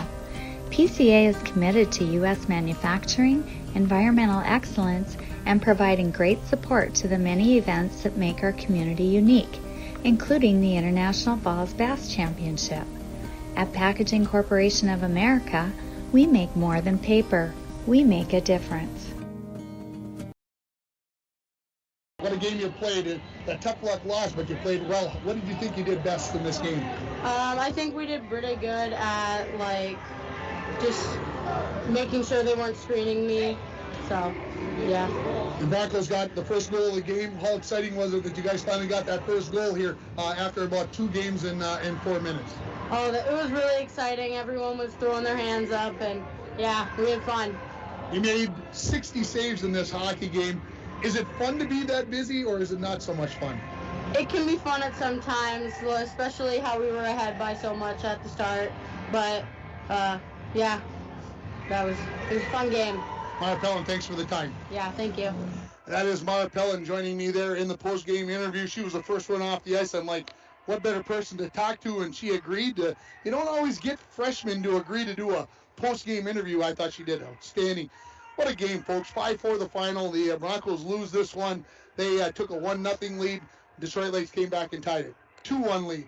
The DL comes back, ties it. Same thing at 3-2. Same thing at 4-3. And when they got it to 4-4, it was DL that came up with the game winner. Short-handed, the Broncos actually had a 5-on-3 to get up a turnover, and skating in and scoring the game winner was number 3, Maddie Olson, for the Lakers. And it was just one of those games where you just didn't know what to happen. And I guess I got to pat myself on the back a little bit, Dwayne, because what did I say the final score was going to be before the third period started? 5-4. I said I didn't know who was going to win, but I said it was going to be 5-4. Lucky prediction. You just never know when it's going to happen. You're listening to the Manco Trucking postgame show. Manco Trucking is proud to be sponsoring Broncos student athletes. They're located on the truck road. Contact them for all your hauling needs, or if you got backhoe and dirt work that needs to be done, they'll get it done for you. It's time to name our North Star Electric Energy Star Player of the game. There are so many choices that we could go through here, but you make 60 saves in a hockey game. Matter of fact, you make 120 saves in a week. She made 60 saves on Tuesday night against hitting Chisholm. She makes 60 saves here tonight. You've got to be the Energy Star player of the game. That is Mara Pellin. The power of human connections can be seen on and off the field, and the same is true with North Star Electric. Congratulations to Mara Pellin, this game's Energy Star player of the game from North Star Electric. Let's run down the scoring for you again here. Back in the first period, it was Savannah Valentine that got the Broncos going on the power play. She scored with 4:03 into the period. Coming back and answering would be the Detroit Lakers, as it was Cadence Thorsteinson that tied the game. It was 1-1 after the first period.